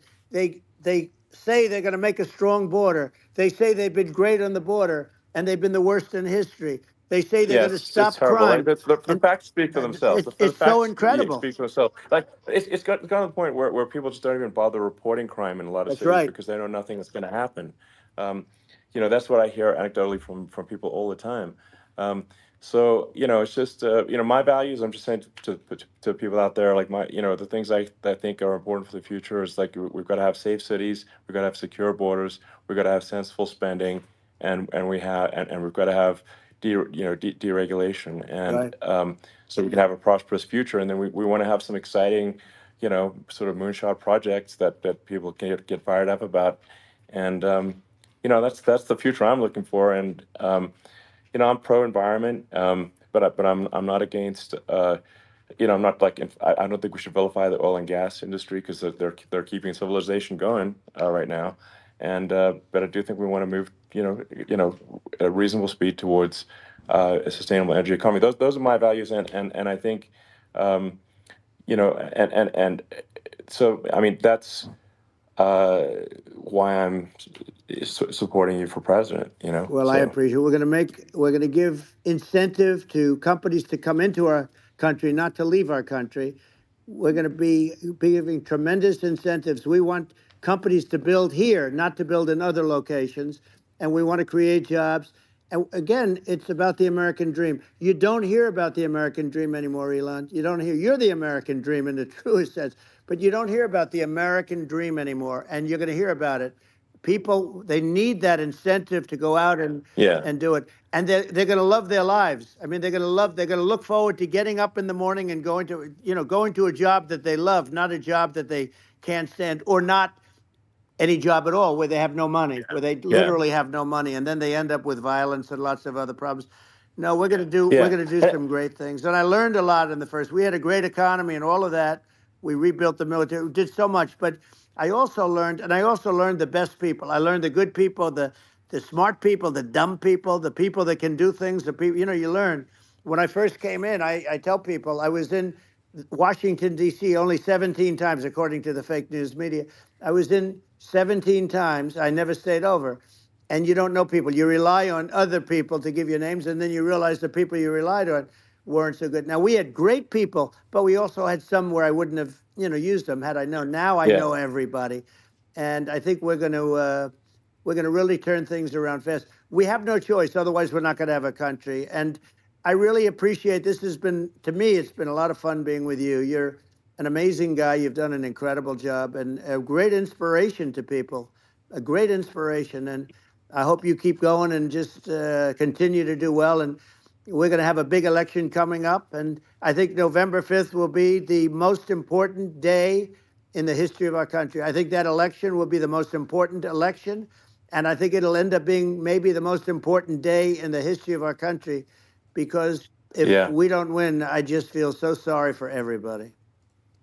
No, I think we're at a fork in the road of destiny of civilization, and I think we need to take the right path, and I think you're the right path. So I think that's what it comes down to. Thank you very much, Elon. It's a great honor, and we'll do it again sometime. And it's been really fun, and I hope you got a lot of viewers. I hear you got a lot, but I hope you got a lot. I know you got a lot of them. So I appreciate it. I'll see you soon. All right, sounds good. Thank you. Thank you, Elon. Thank you very much. Bye. Very interesting conversation between the former president of the United States and, of course, Elon Musk. Let me know in the chat room right now, how did you think Donald Trump did?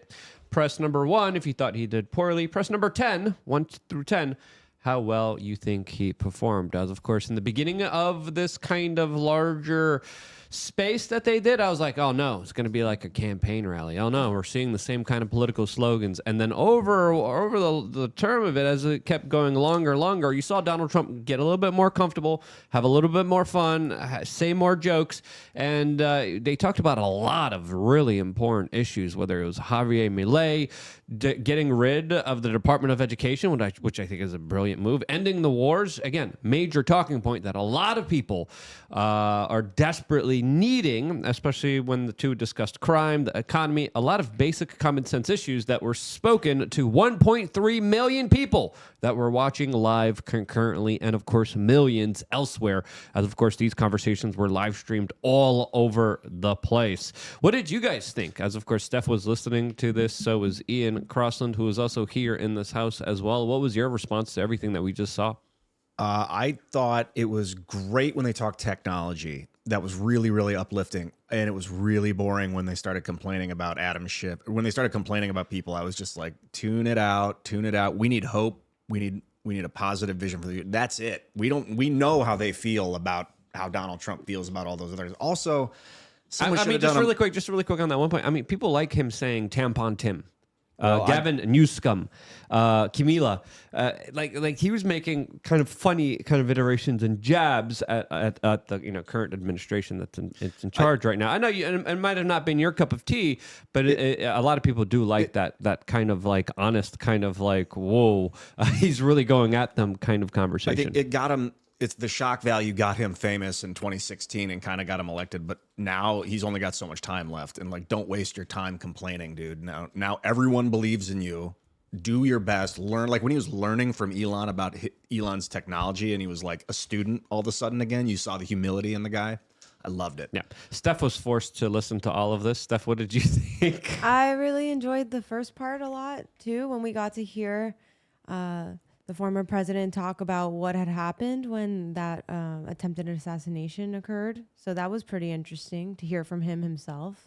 That was weird that they didn't tell him that his mic sucked. Like he sounded like he had a list. When you listen to Spaces, that's usually what happens. So this is not something that happened with Donald Trump. It happens usually on Spaces. So they weren't prepared. They got DDoSed. They were attacked probably by a lot of people trying to undermine Donald Trump. The beginning conversation was interesting because Elon Musk was kind of hinting at a conspiracy, and then Trump brought it back and was kind of explaining the official story and didn't really kind of extrapolate further from there. Yeah, Clint Russell tweeted out about either Trump is completely oblivious or he's thinks that there's like an inside job and he's waiting until he gets back into office to deal with it. Because if you think it's an inside job, right, you're not going to be it's an inside job. And they're like, we're definitely going to try to make sure he's not going to get in power then, because he's going to hold the people responsible that take out presidents of the United States. So it was interesting to see also them say that they're going to be talking from a different realm. I don't know if that means some kind of larger things, or we're just too looking into it too much. But we were just talking about the kind of occult, spiritual, hippy-dippy, interdimensional kind of dimensions. Do they know more than we know about this particular thing? I think they don't. And the afterlife. I think they don't. Come on, Ian. I think it was a joke about if he'd been killed, his spirit would be speaking to Elon in his dreams or something. All in all, excellent conversation. Excellent. I was so glad that happened, man. Yeah.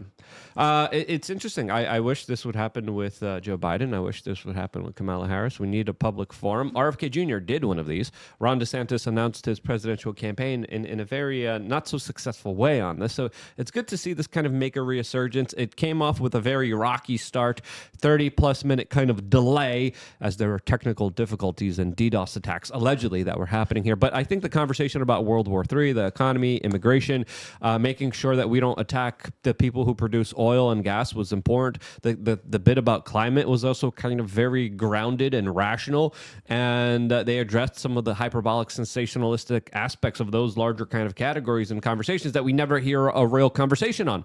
So it was awesome to see them say, hey, we got to stop attacking the oil industry, the gas industry, the farming industry, and we got to really start to pay attention to what's really going on here and just how much on the precipice we are on a nuclear war, which Elon Musk and Donald Trump kind of agreed with in their larger sentiments. I just read earlier that Putin was like, no more peace talks with Ukraine. We don't make peace talks with people that bomb innocent civilians. So I think that, yes, you're right. We need to make some serious pivots and movements, because although the media might not have you believe that Russia's been trying to sue for peace, they have been. And it was pretty disturbing. There's well, the Ukrainians are just invaded Russian territory, and they're holding on to it, and they're not leaving. And the Russians are finding it extremely difficult to repel them from their own territory, which Vladimir Putin said is his red line that he would, of course, potentially use nuclear weapons on. Yeah, and Elon made some great points about we need a president that's perceived as almost a bully, like a strong bully for you kind of, but like a legitimate terrifying figure on the global stage. Domestically, people, when they're afraid of Donald Trump, they vote against him, a lot of people, but geopolitically they bow down to the guy because they're terrified he's going to drop nukes on them or send drone attacks, use the CIA, all that stuff. So we do need a very strong, intimidating leader. I think. Well, that's what Elon Musk was making. The two agreed on basically everything: foreign policy, the economy, immigration, crime, climate change. There was no disagreement which was interesting because I would think there would be at least like one thing that they would have kind of butted heads on. Yeah. But they even agreed on the EV stuff. They agreed on a lot of stuff that I thought was important, including even Javier Milei. It was awesome to see them say, yeah, close down the Department of Education. Javier Milei was great. Trump described Elon Musk as one of the greatest cutters out there, as of course he cut a lot of employees from Twitter. And he's saying, well, Donald Trump, you got to do the same thing. And I think that's exactly what we need. We need a Javier Milei. We need someone who, as Donald Trump described, took MAGA to the extreme. I don't know if you could explain what Javier Milei did as MAGA, because of course he represents more of a kind of anarchistic kind of philosophy and perspective. But if that's how Donald Trump wants to describe extreme MAGA, yeah, it kind of does make sense when you implement those anarchistic kind of principles. When you start cutting the bureaucracy, getting government out of your life, a lot of people thrive. A lot of people do well, especially when they stop starting wars and they allow people to, of course, prosper and not be stopped by government. I think that's because it's not the federal government that makes the country great. It's the people. It's the communities that make this country great and always have. And so when you cut regulations and you allow these communities to thrive within reason, you do want some regulation. You want no regulation. You don't want zero. dudes like building nuclear, assault weaponry and blowing up their neighbors. Dudes are already doing that. But they lost nuclear. The U.S. government lost nuclear weapons.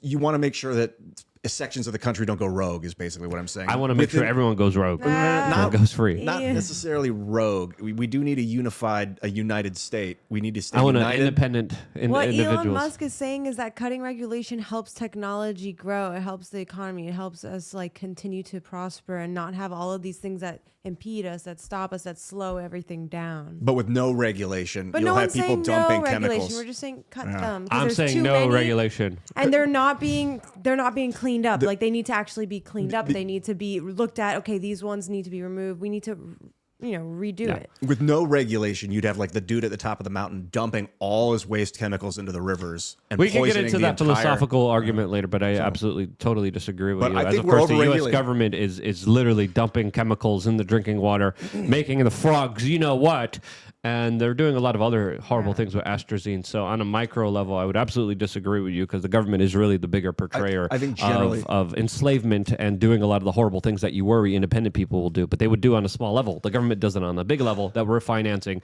and they, of course, have the monopoly of violence, which I think is ridiculous. But again, we could get into that debate in a little bit. Well, I think generally we're overregulated as a society right now, so I agree with that sentiment. Absolutely.